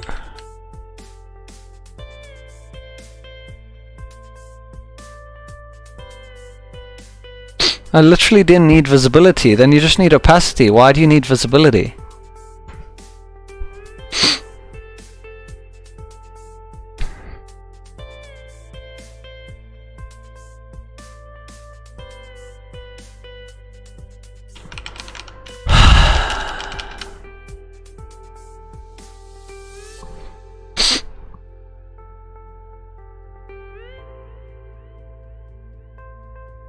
The hidden elements take up space on the page. Use a display property to both hide and remove an element.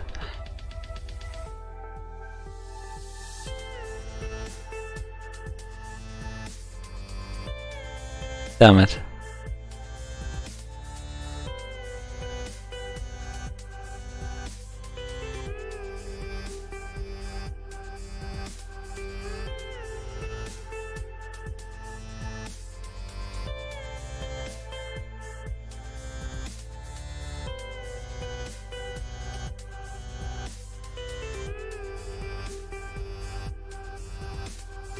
You can apparently do collapse. I want to see if that works. I think I just found a solution, Christophers. Look at that. Look. Fades in. And when it's done, fades out and restores it. So what collapse is, apparently it's only for table rows or row groups, so basically anything in a table. This value removes a row or column, but it does not affect the table layout. The space taken up by the row or column will be available for other content. If collapse is used on other elements, it renders as hidden. So in our case, because we're not using it on a table, it's used on another element, it will render that element as hidden. And let me see what you sent me.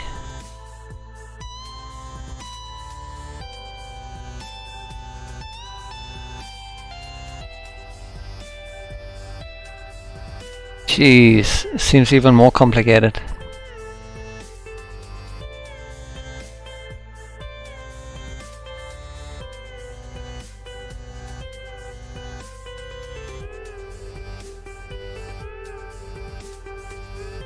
This seems like a super hack. What do you think about the solution that I have currently? Should I just stick with that? The bottom example? This one.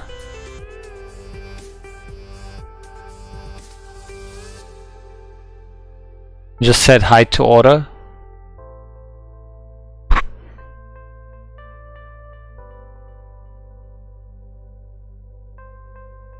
I mean, when it works, yeah. This is an official thing, it's not a hack. It's part of the property. Collapse is valid. If collapse is used on other elements, it renders as hidden. So we could have literally answered it there, Christophers. And like gain some sweet karma.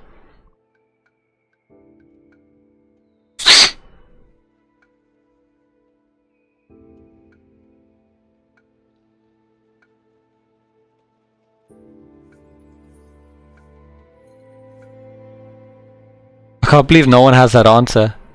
I feel like going to post there now.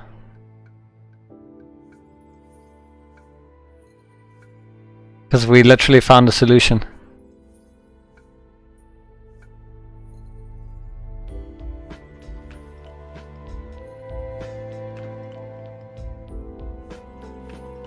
Has no one figured this out? In this whole thread, am I the first person to have figured it out? I'm sure someone must have found it. Let me search for it. Collapse.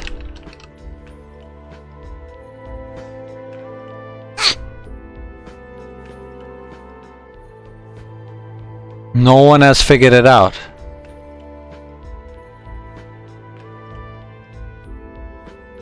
Wow. I'm gonna add an answer to this.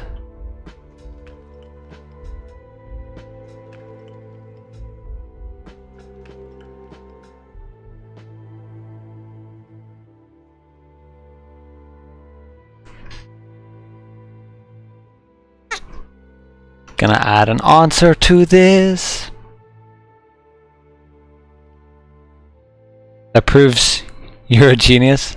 No, that just proves that I try random stuff until something works. Stumble upon it.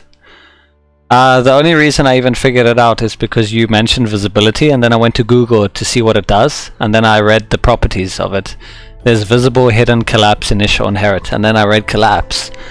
And then I saw, hey, if collapse is used on other elements, it renders as hidden. And that's exactly what we need. We need to render it as hidden, but if you do display hidden, then you get no animation. but visibility is animatable.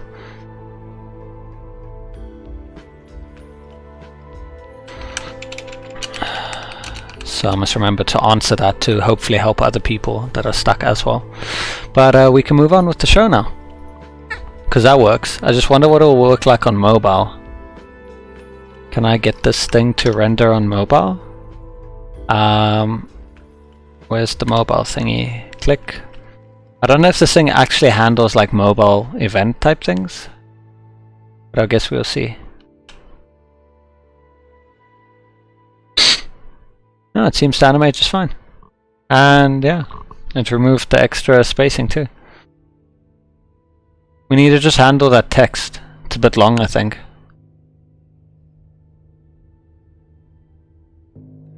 But that's easy stuff to change. Let's work on the hard stuff. So now that you're here, do you see a way that we can optimize this? Because as it stands, this is all literally for just a single element.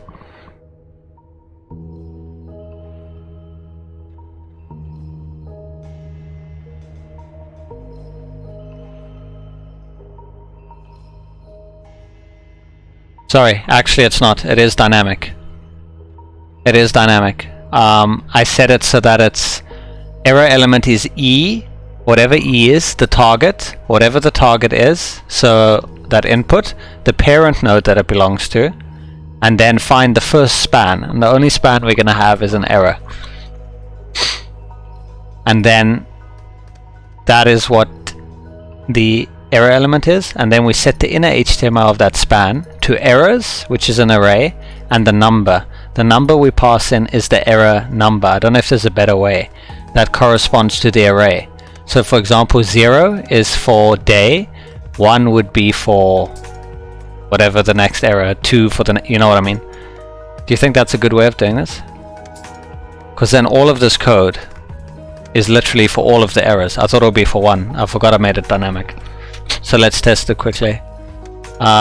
We do another span for, let's say, date. Well, let's not do date because I don't know how I'm going to validate the date yet. Let's do progress.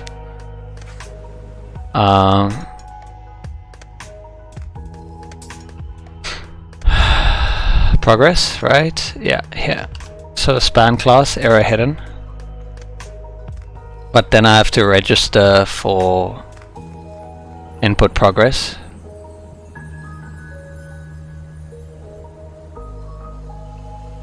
Input progress, key up, E, validate, E, 1 this time. Well, actually it's 2. But it would have to be 1 because we don't have 1 yet. So then This world has room for everyone.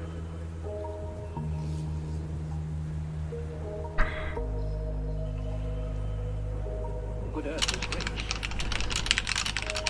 We can provide for everyone. I think that should be it. The way of So life is free and beautiful. if we enter D, it's going to be like, please only enter numerical value. And if I do for progress, please enter the progress you have made today.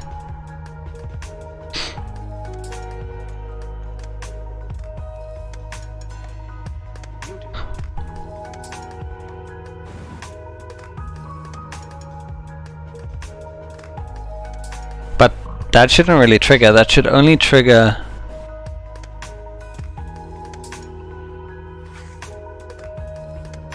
what needs to happen is when you click the format button, if this was not filled in, that should show, but it should stay like that.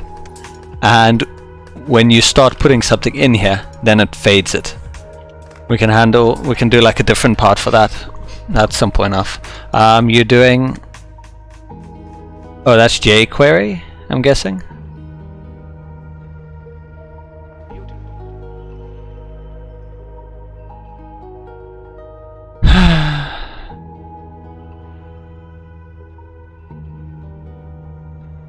I get so lost when I do these things. Let's write the error messages.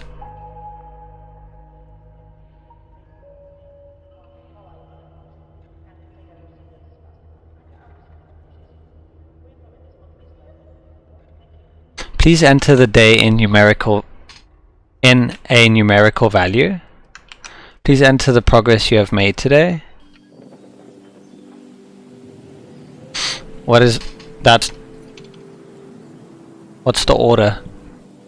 It's first day, then it's date. Please enter.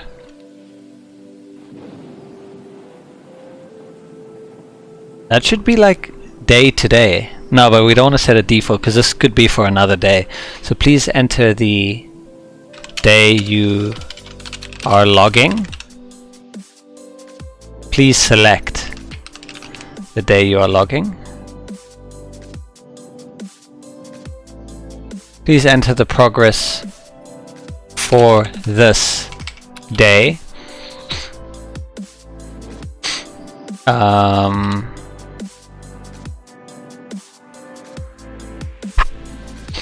That's progress, then hours and minutes.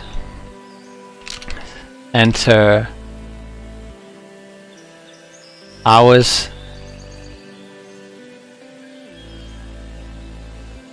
What do I say? Please enter hours spent for this day. Please enter the hours spent on this day, maybe? No, 4 is better because you know what you're referring to. Please enter the hours spent. I'm trying to keep it all short. Then write a log message on Twitter for 3 days. Guess my 100 days of code ended early. I wouldn't say it actually had. The logs have nothing to do with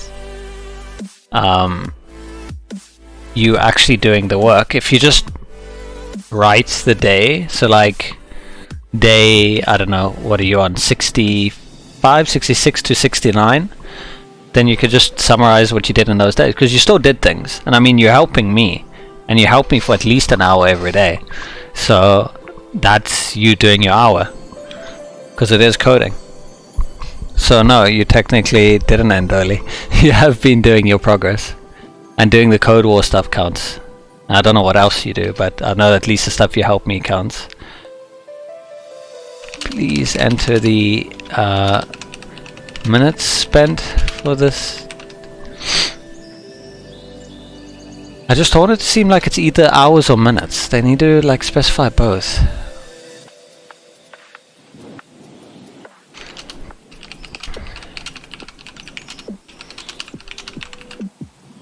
Please enter your thoughts for this day.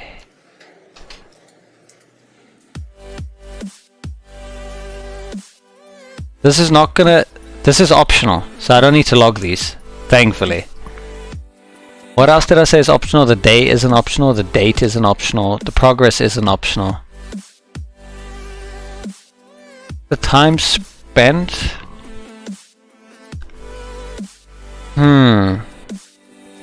Guess we can make that required.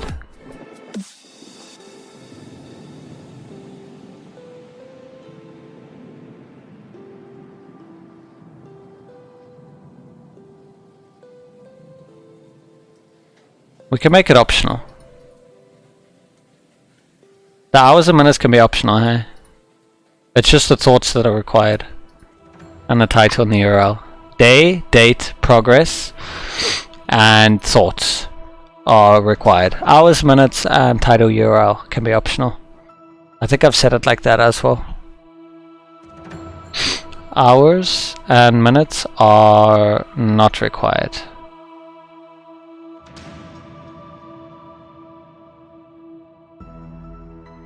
Although we can set validation in that if it's too... Oh, you can't go higher than 24. Check, that's so cool. Oh, I could do a min. That will prevent it from overflowing with the scroll wheel.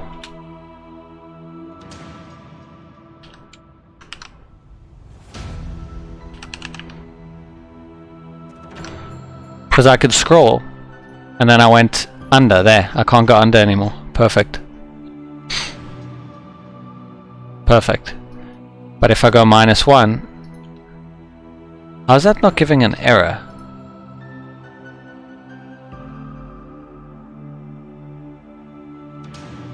And if I go 543. Why is that not giving an error?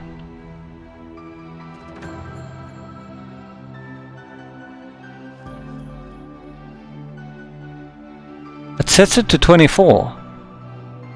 Wait. So if I went 54 and I hit format. Wait, what happened there? That's weird.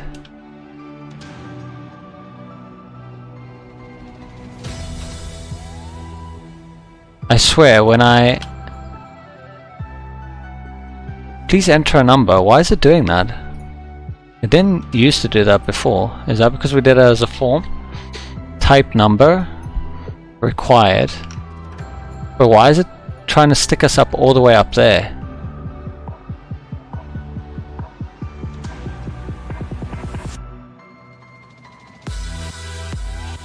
Oh, it's not. Now it's working fine. Please enter a number.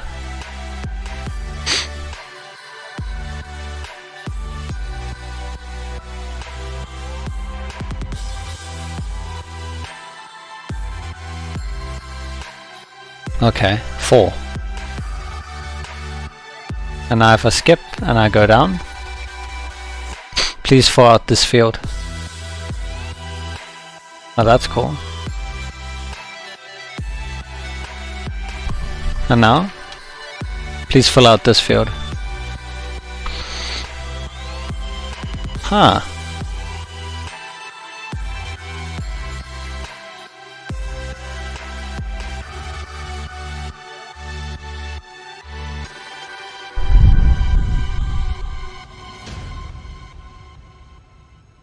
Yeah, that's true, you saved me. And you saved me. Sorry, I'm just getting a bit lost here with, you know, stuff that I'm gonna verify.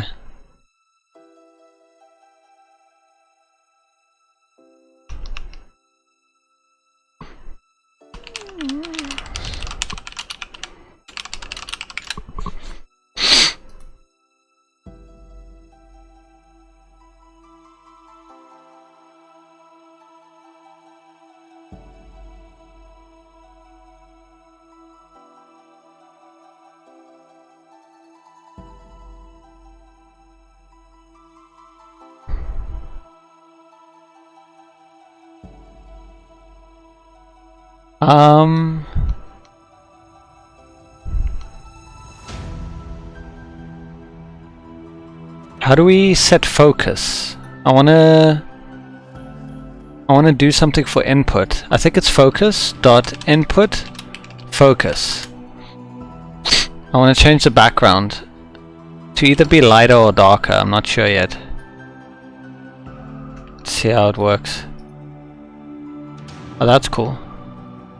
I think it needs to be darker. Change the color to one of our other colors.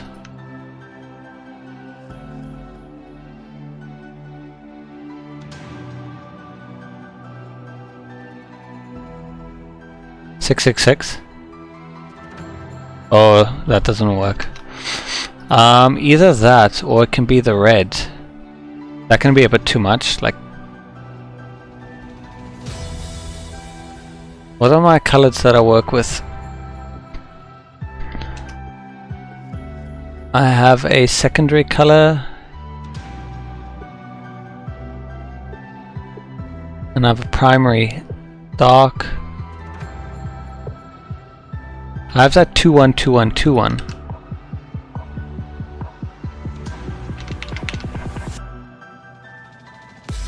Go away.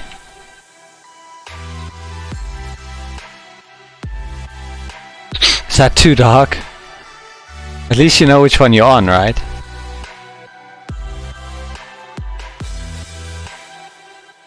Could that work? There's no way you're missing that, right? It's like boom, boom.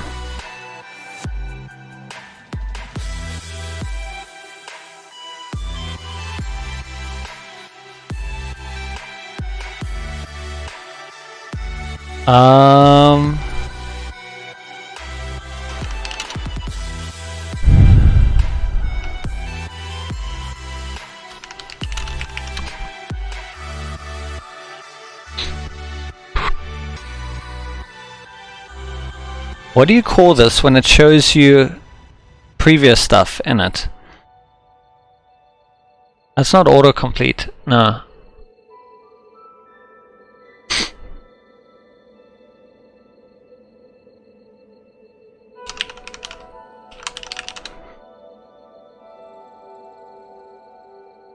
What is that called? It's showing you previous stuff that you entered into the field.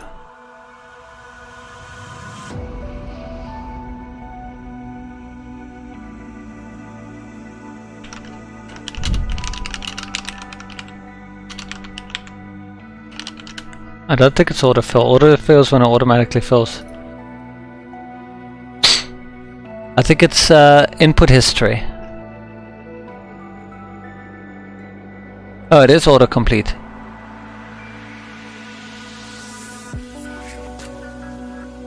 Apparently you can do autocomplete off.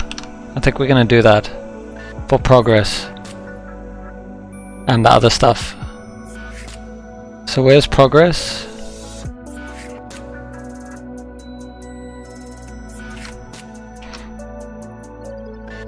There you go. Days shouldn't ever show you, and hours shouldn't show you either. Numbers shouldn't. Thoughts shouldn't show you.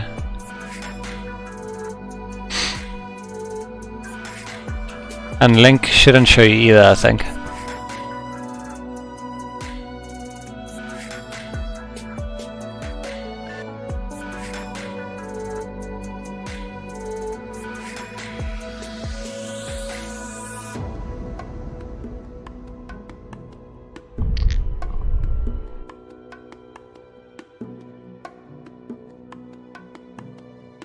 I think it was just that you needed, right? For a text field.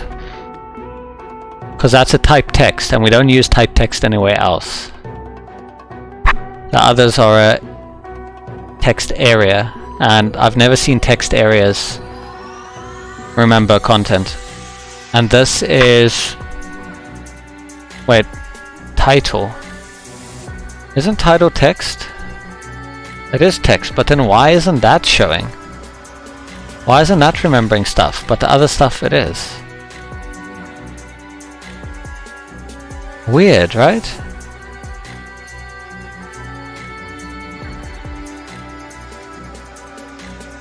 Well, I'll add it there just in case. I might as well for the URL. Autocomplete off. It's alive. What's alive? What's alive? What are you talking about?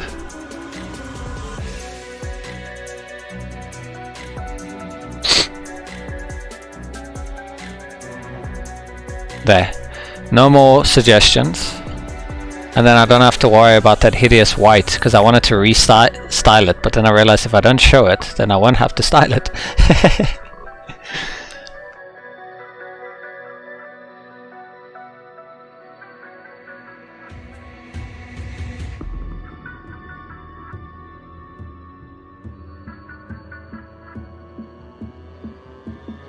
It has consciousness and decided by itself when it autocompletes.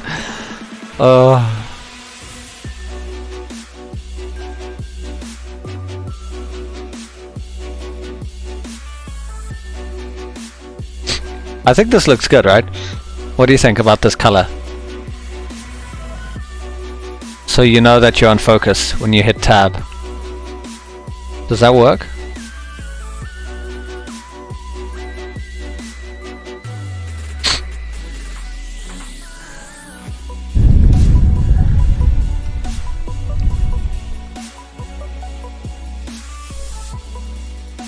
Maybe a contrast color. Yeah, I wanted something that kind of like bam, you know you're on it.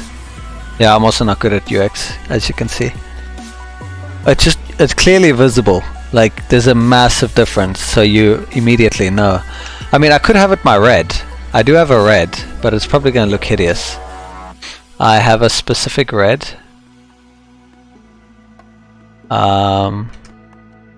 This is the colors that I have secondary. There's a secondary dark. Let's try them.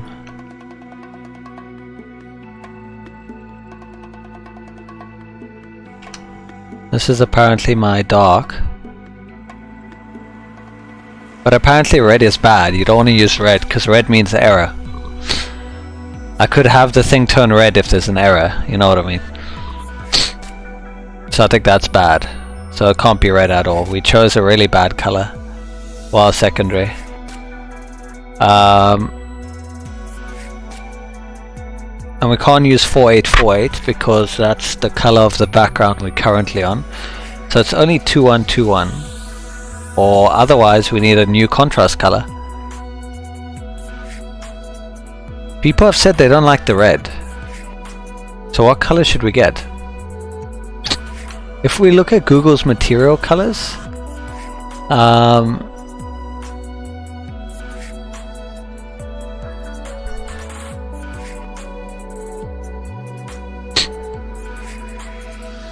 like look at these colors. What would we have? We're definitely keeping the gray. We just need one extra color with the gray. And it's just so hard to pick a color. I just like red. What's wrong with the red? The red is fine. We just need other color. But you can't have too many colors.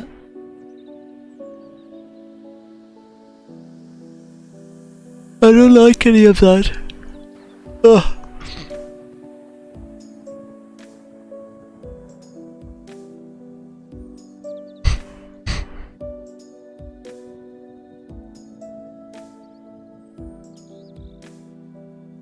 See, this is what material is supposed to look like, but I messed up the material design because everything is supposed to be white and then you have colors. But I'm not for a fuck making it white. We can have like night mode, like day mode and night mode, because I guess there are some people that don't like dark mode. See, I want to make something like this. One day I'm going to do something like this. That does look nice, but I started with the dark mode and I just like dark. Tailwind CSS colors? Are they like actual colors? Is it like a style? Like, is it like material? You follow a guide? Who likes this? Sorry, honestly, like, look at this. This does not look nice to me. Yeah, they're contrast, but that's hideous colors.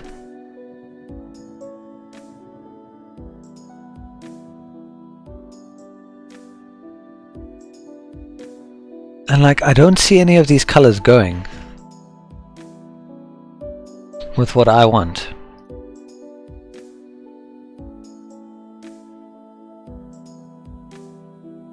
Tailwind, CSS.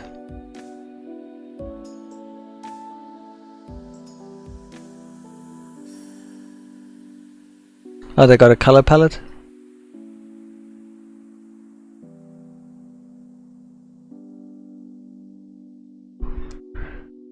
Orange? Oh, so you got like a base color or what?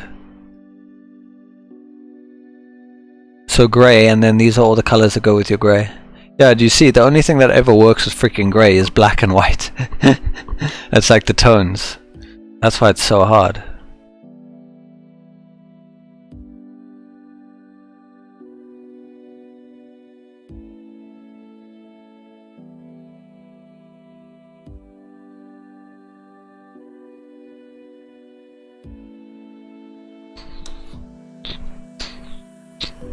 And I don't want to make it purple because purple is my signature color. And then I have purple for freaking everything. They put much effort into finding these colors. I can't tell if you're being serious or sarcastic with that smiley face. I'm gonna assume you're being serious because they do match. They work really well and the contrast is perfect. You can tell because none of these lines blend into that color. That's how you know it's perfect. Do you see that? Well, I mean, they did add a shadow there, but I mean, still, it doesn't blend. They're all hand chosen, yeah.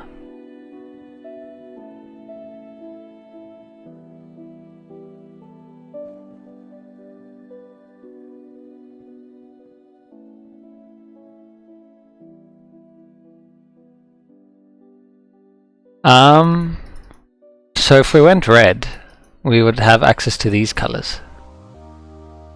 The version 1 colors are even better. Oh.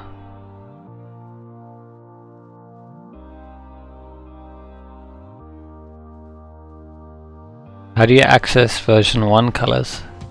I guess you can't. You'd have to go check in the repo, right? Ah, yeah.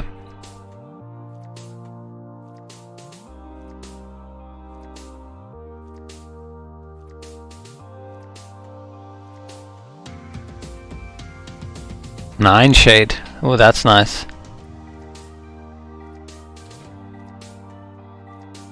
Oh, wow.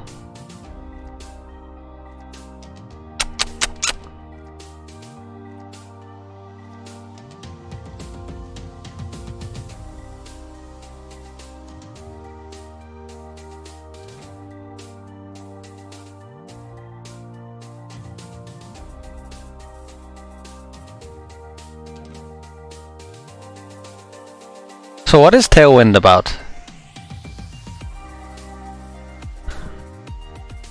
It looks cool. What is Tailwind? It's not a UI kit.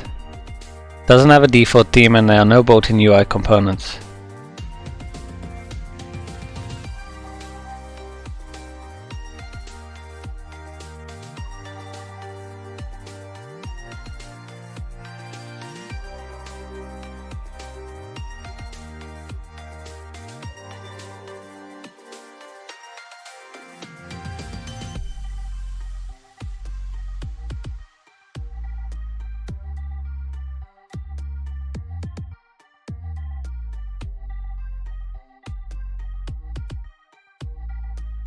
Ah, you would have to get used to all those classes. All it is just basically CSS. They basically wrote a library of CSS and then you just call the classes on your stuff. You could just do that yourself, if you obviously knew how. It's not technically writing CSS, you're just applying their classes to your content. So if I did the same thing over and over, then I could just add that to my library. Let's say I had a certain thing that I like doing, like, you know me, I like box shadows, so I'd probably end up writing the best box shadow that works well, that I like, you know what I mean? Responsive to the core, okay, that's nice.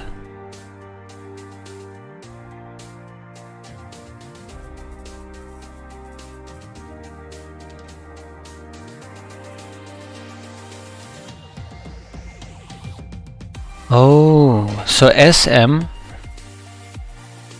justify center.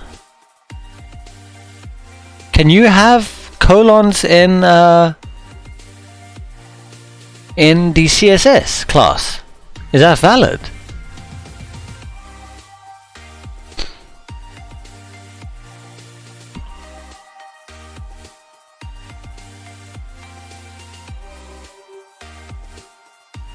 Is that how I should have been writing mine?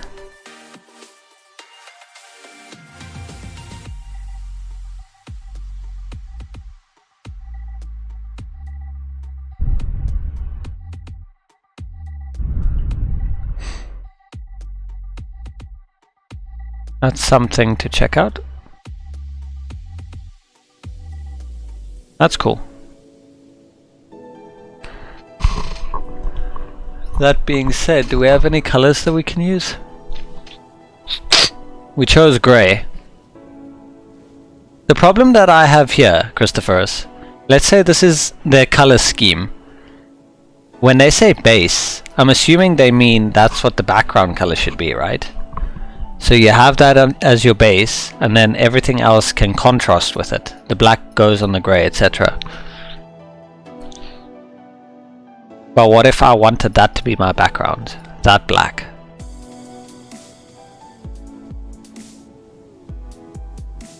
Different shades. Because I want it to be dark. These are light. The only dark thing is here. What if I want a really dark website? Like what we have now. Do you see what I mean? Dark, darker, but lighter.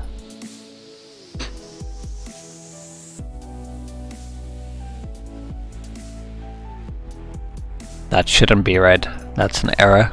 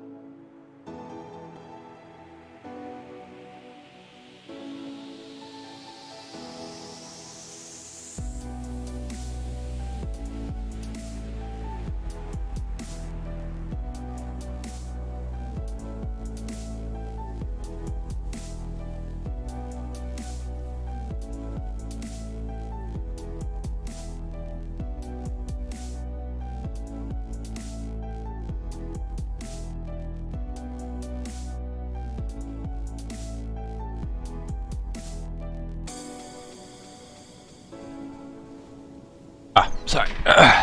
So where was I?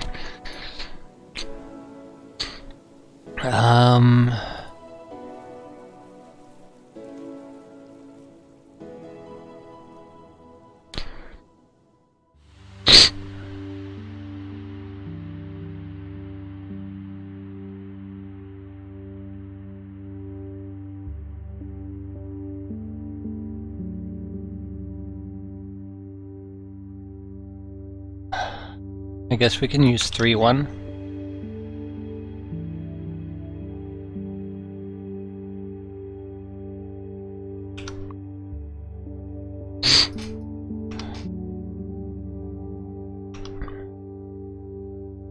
There you go.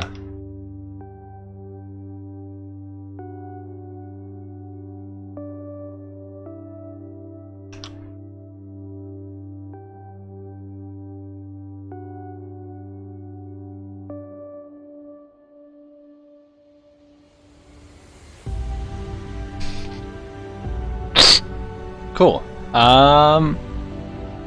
So what needs to happen is if you click format,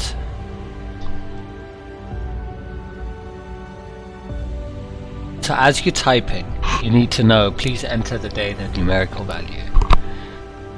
You need to know you're doing it wrong as you're doing it. The date, you can't really mess that up unless you don't enter it. The progress, it doesn't matter what you put in here, so I'm gonna remove that. Time spent, it only matters if you enter a value that's not a number and less than or 0. So let's do that for hours and minutes. We haven't done that. So monitor form.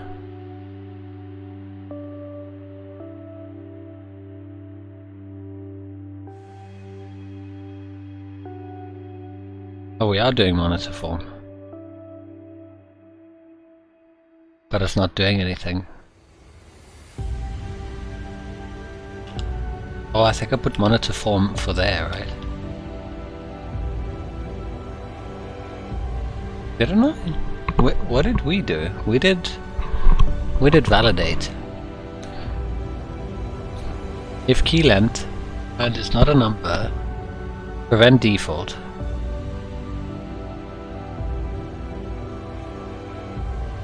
Right, this is supposed to stop you from even entering the D in there in the first place.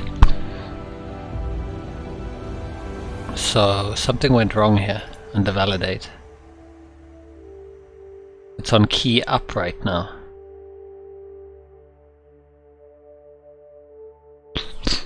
And there are different key types.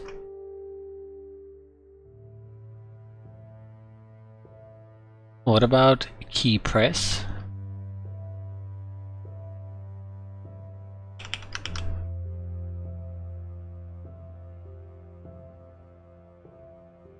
There you go. It doesn't allow you to enter.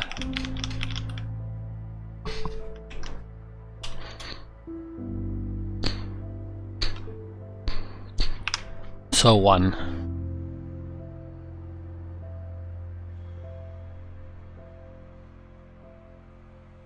I don't think I need to specify, you can't put a full stop in.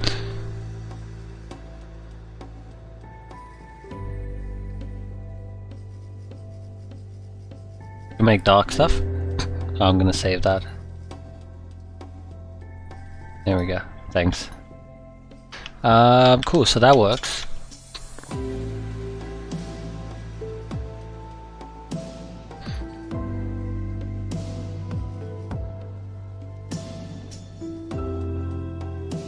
Please select the day you are logging.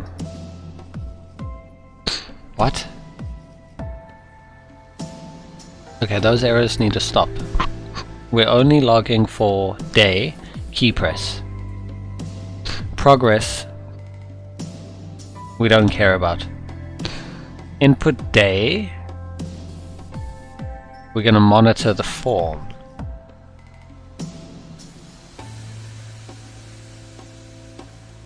Why are we monitoring the form for input day? But I'm going to sleep now. Wish you good luck for you furthering progress. Thank you. I really appreciate it. I'm probably gonna head to bed now as well. I'm just gonna finish this little bit up and then get an earlier day tomorrow. But thanks for stopping by again, as always. Remember to add your log that you do help me. You've been helping me these past few days, so you've been doing at least your hours in there. I appreciate it as always. And if I see you tomorrow, I'm looking forward to it. I hope you have an awesome one, Chris.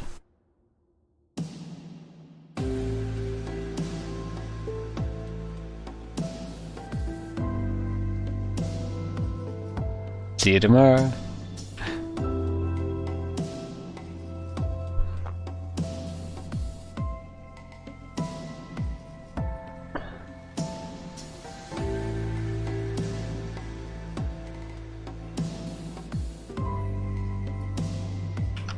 I think it's this one.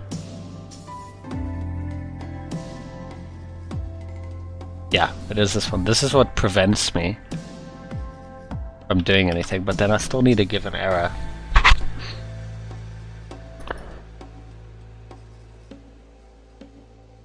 We somehow need to show this error. So we need probably a function called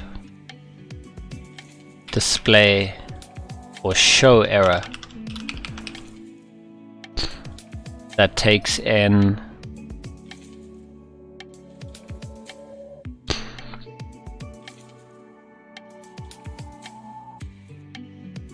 we need the element and the error.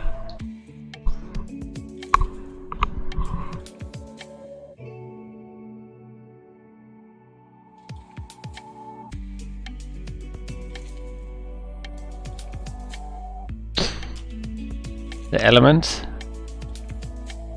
and the error ID.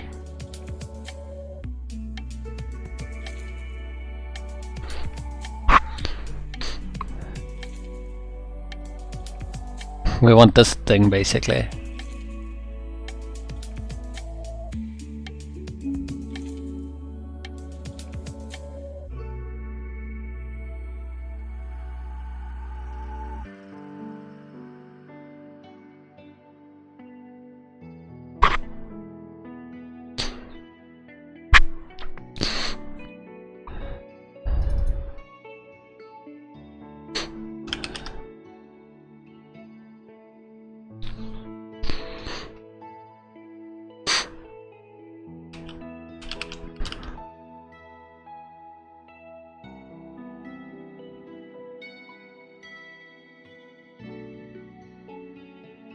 If element.classList contains error, return, otherwise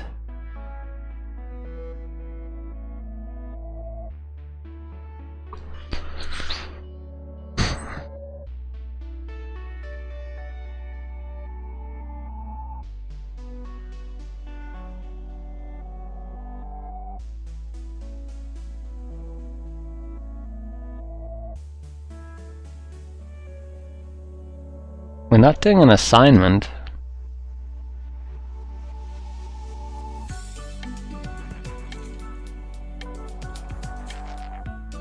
It's whatever element is dot inner HTML.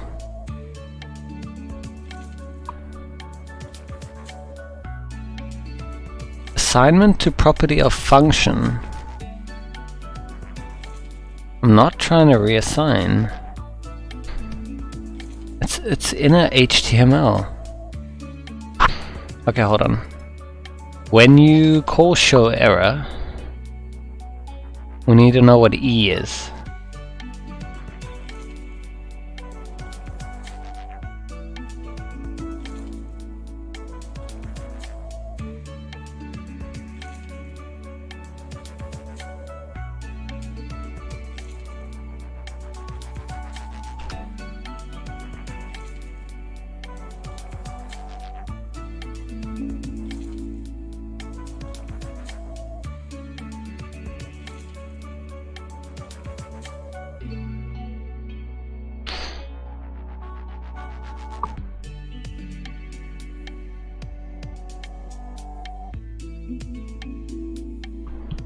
It's an event. So I want to take in event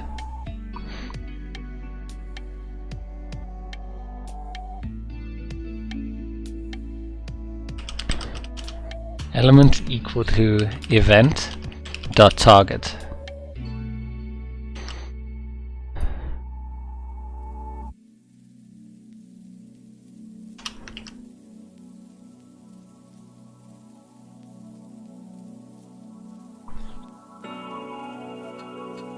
And then I need a list of errors.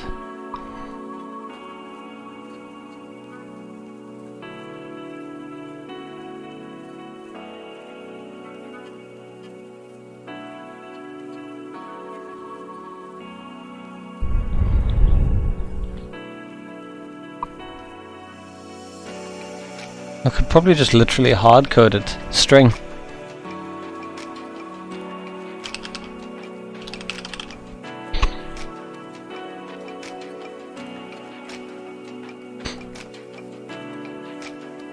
Probably going to be the easiest. And then element.classes toggle error hidden, error otherwise set timeout, error hidden. So show error, and then what we do here is show error E, and then the error.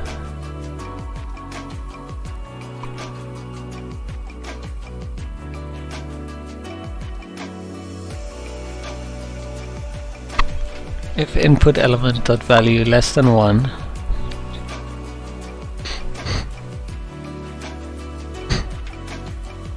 please enter a number greater than 0. See if that works.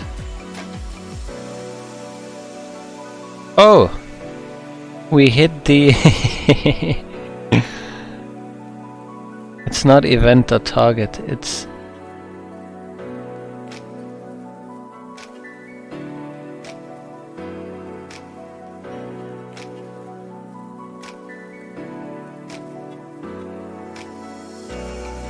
that's what we're looking for.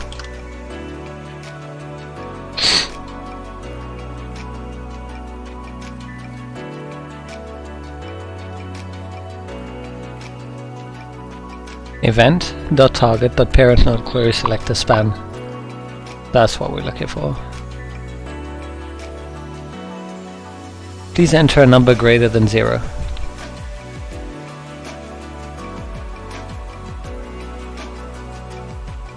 Please enter the day in a numerical value. Please enter a number greater than 0. So we could do multiple things.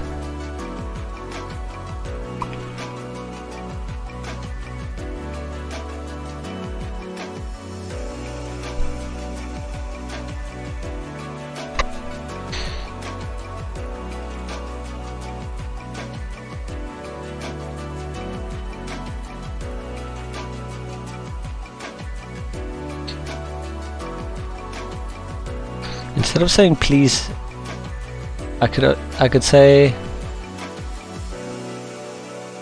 only numbers greater than 0 are allowed. That makes it like clearer.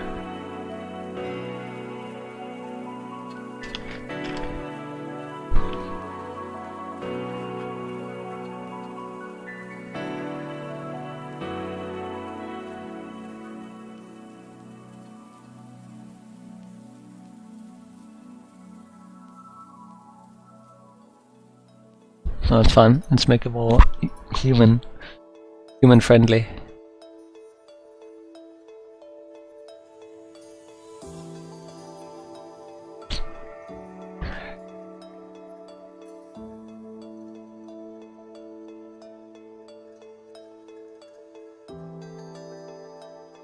Is that wrong in a numerical? I think it should be as a numerical value.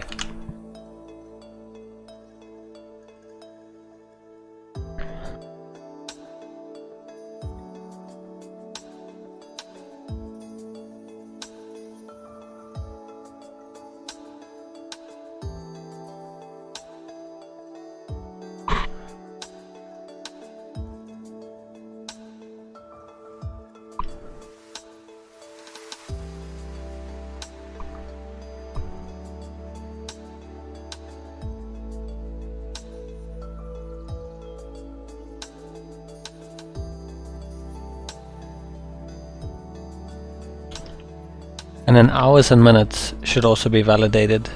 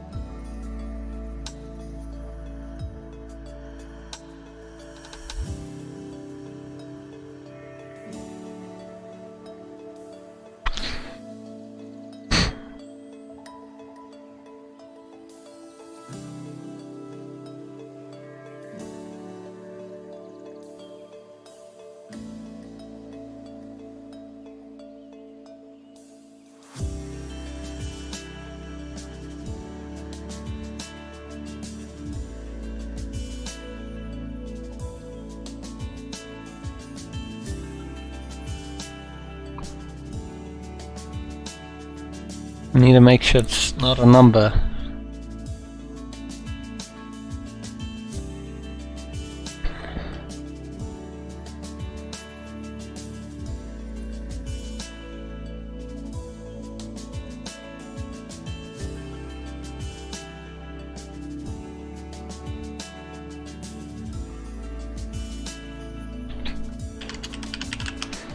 Please enter a number.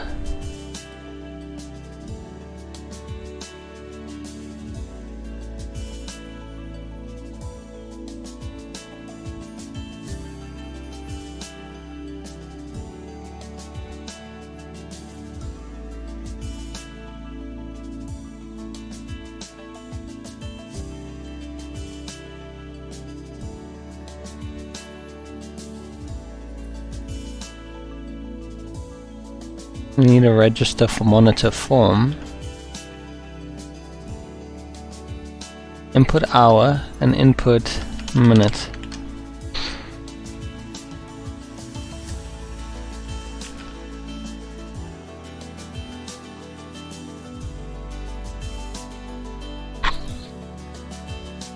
That's not triggering.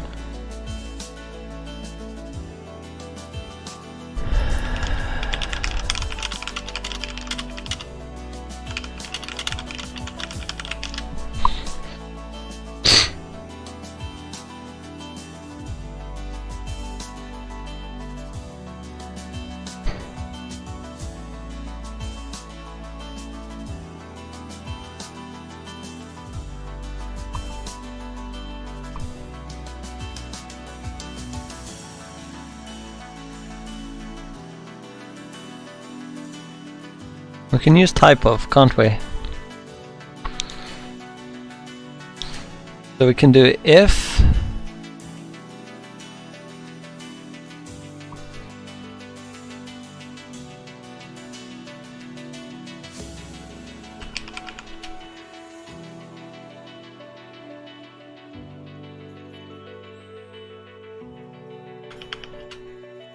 string,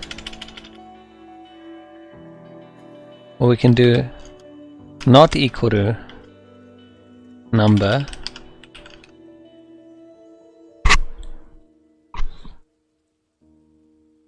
Let's try that. Oh, that doesn't seem to work. Oh, we're missing a... Wait, what? Yup, prog? Oh, was I typing in here the whole time? If type of input element dot value not equal to number,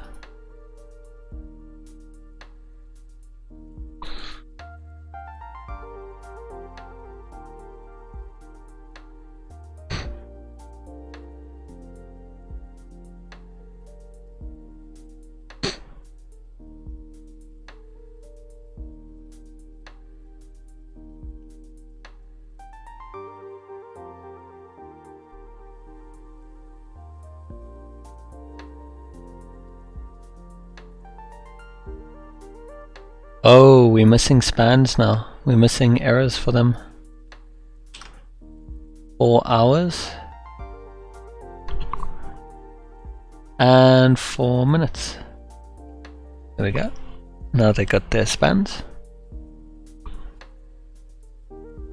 You're still missing? Still? Really? Even though I just gave it to you?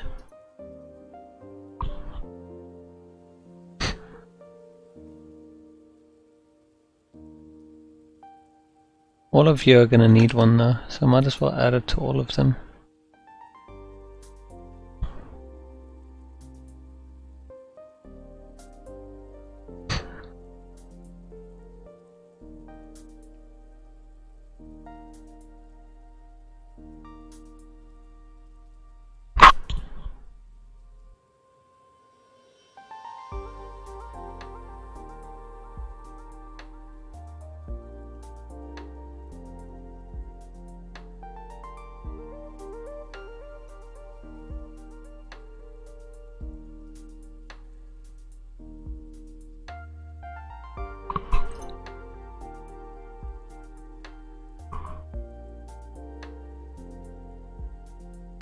It is input hour. Oh, hours and minutes. Hours and minutes. Damn it. Input minutes is not a valid selector.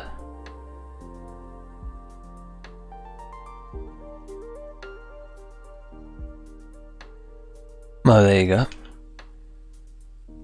Please enter a number. There we go.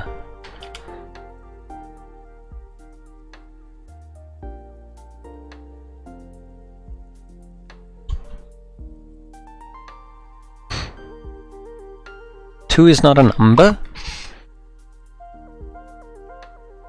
Really? Type of 2? Type of 2 is a string. Ah, could it be a string potentially?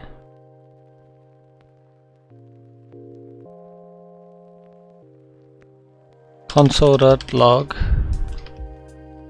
input element dot value and type of log type of input element dot value. 22 is a string.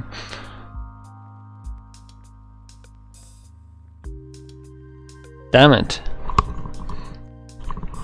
Sees it as a string because it's input type.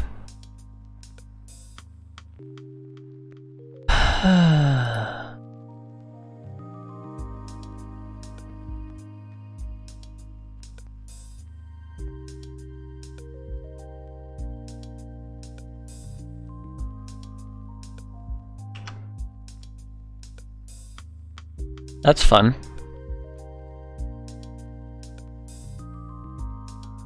So it's always going to evaluate to not equal to number.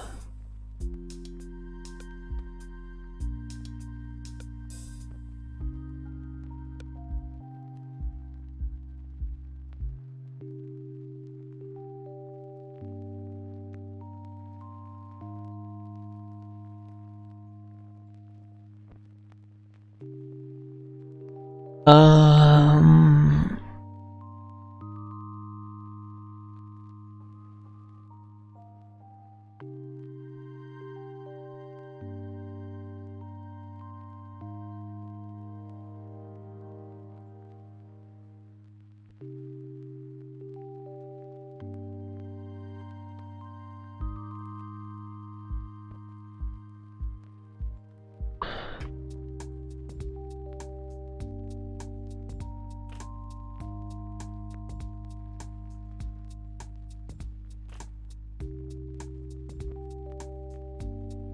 Unless I cast it as a number first, and then compare it, because a string you can't cast to a number.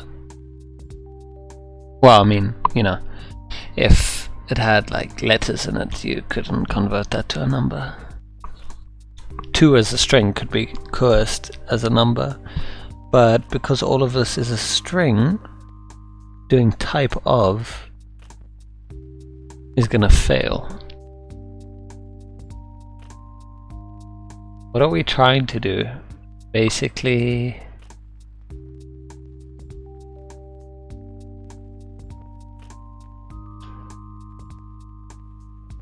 so we're preventing you from entering anything.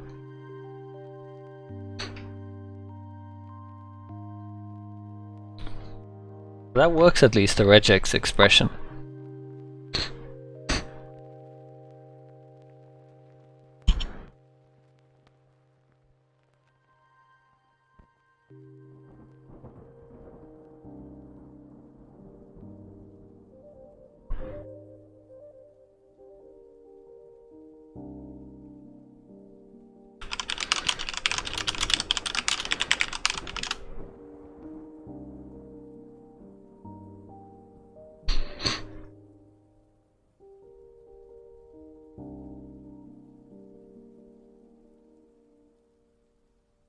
I could do pass int, couldn't I?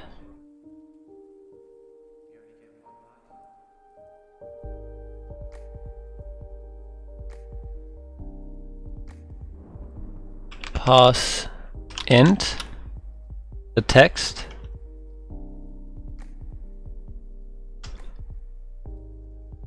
$10. That should work.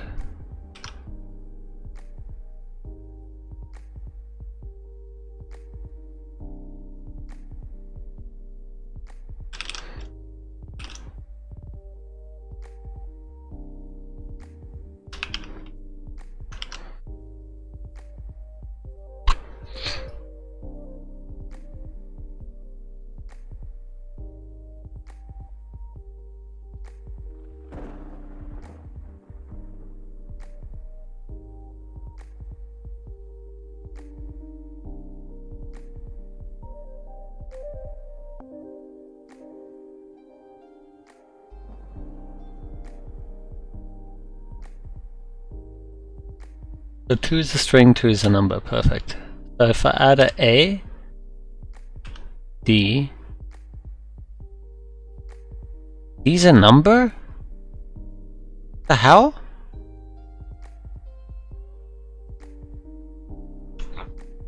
That's a number. How is AZX if I'm passing as an int?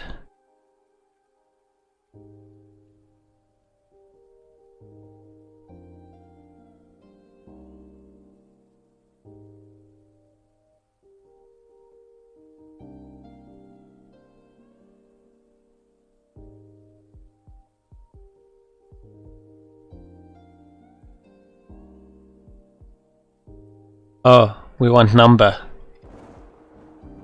Okay. So we want number. Apparently it will always pass with pass int. So if we use number, it will fail.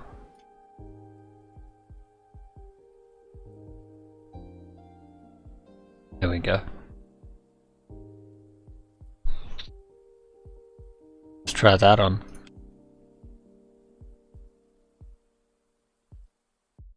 That's a string.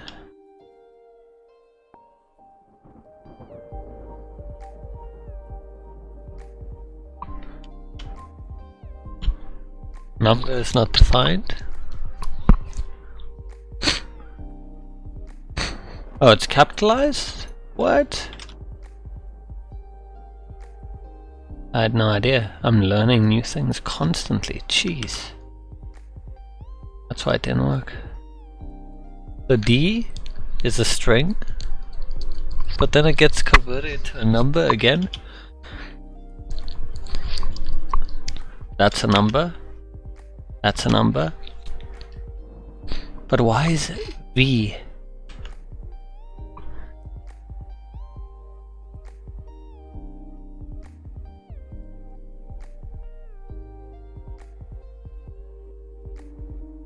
Oh, I didn't count that, did it?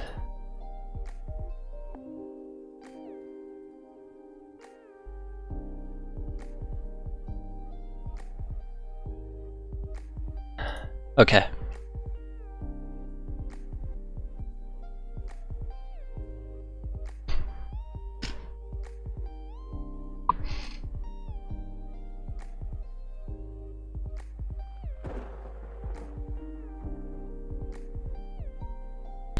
So let's see what we're getting here.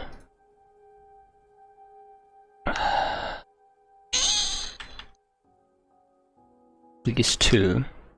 So number, input element, dot value, and then type of. So that's a number. Great.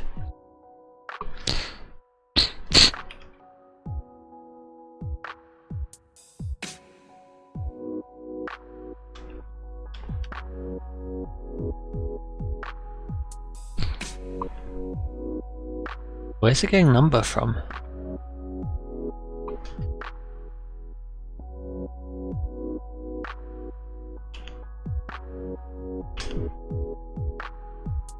Is a 0 not a number?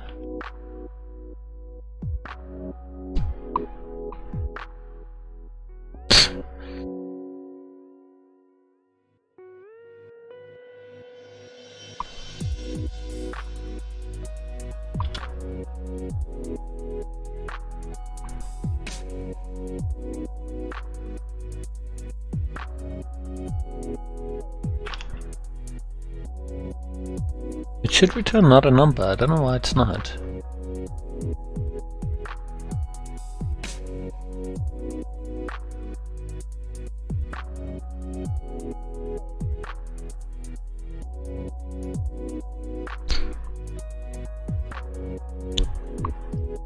Maybe I'm supposed to go number 5, number S. See what happens then.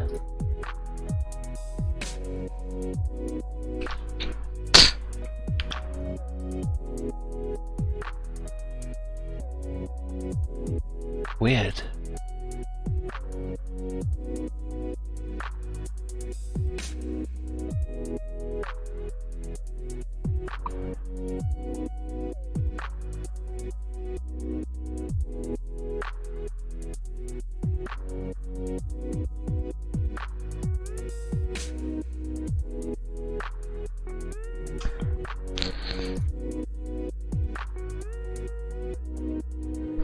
There you go, you get not a number. So if I get not a number there,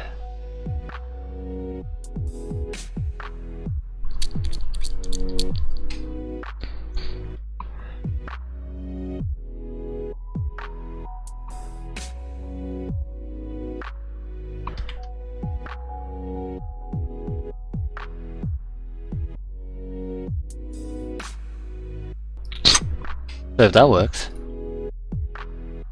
then should an S return not a number?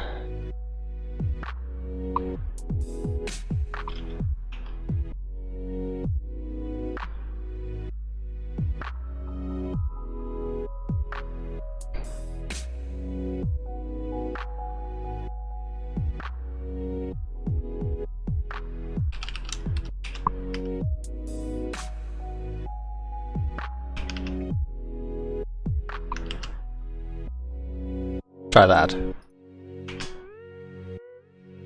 There you go. Now we're getting not a number. Perfect. That's all we needed to do.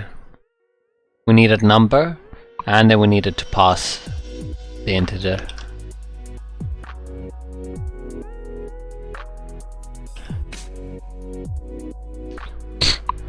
Now we're gonna get our error that we wanted. So you can enter a number, cool. Interesting. When you enter, okay, so if it's gonna be NaN, if type of number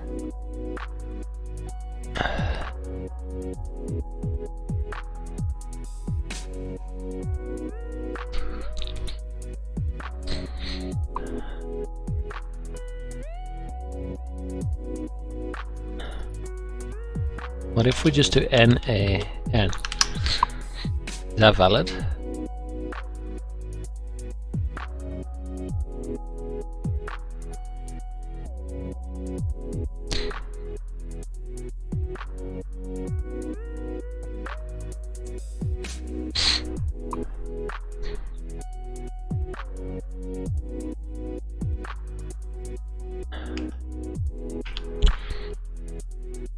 We get nothing now.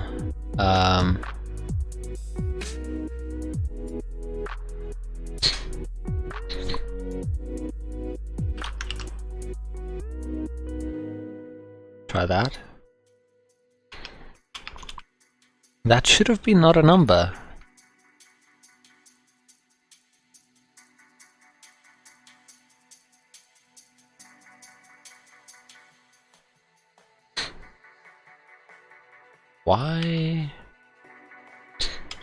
Why is that suddenly an issue?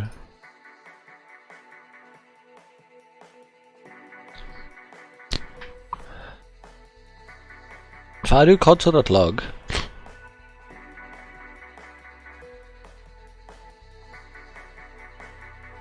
this one, number % element value 10. If I put a D in, it's not a number. If I put a 1 in, it's a 1, it's a 12. 1D is not a number. So why does this work, but this one doesn't?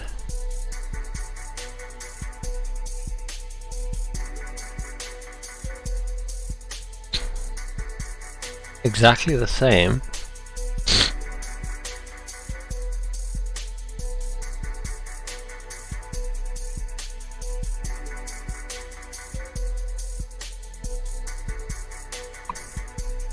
So what does number return? Returns not a number. Just check something.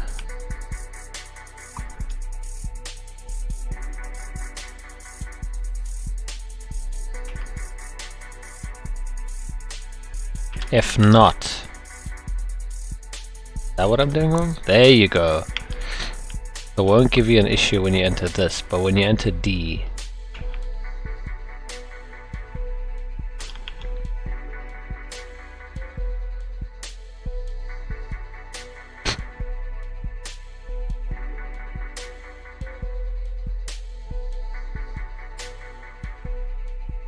okay, there we go, that makes sense.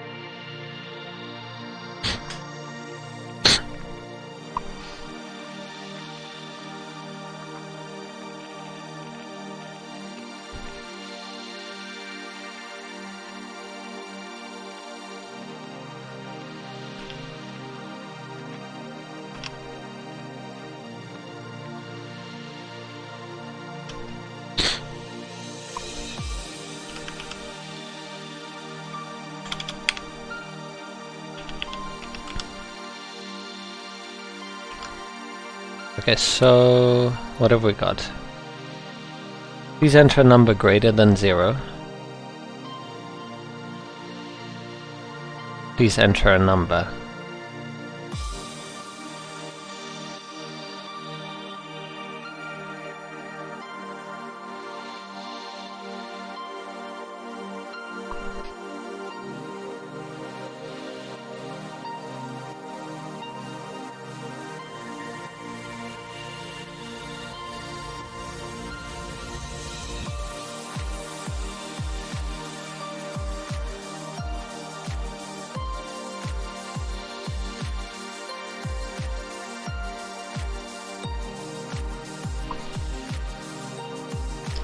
And this should work exactly the same for minutes.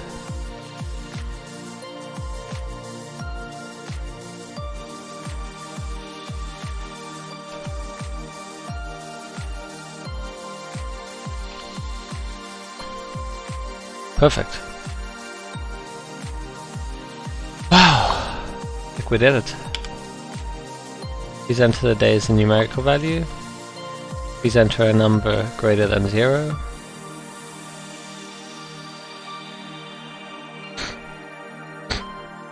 Wow, that worked.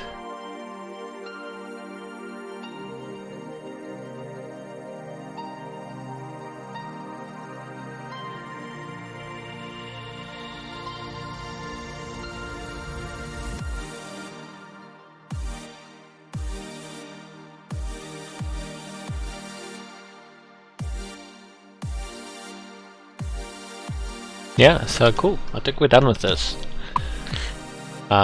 Done with the monitor form, so I think we're good to end things off for now, and then continue the show tomorrow. So that's exactly what I'm gonna do. So yeah, we'll see you guys tomorrow. Sorry, my nose is like acting up a lot. Oh, I feel like some kind of allergy or something. But I'm really happy with this progress. I really am. And I'm happy that the show errors is now dynamic in its own little function that works really well. But yeah, we'll see how much more we can do tomorrow. I'll see you guys then. Bye for now.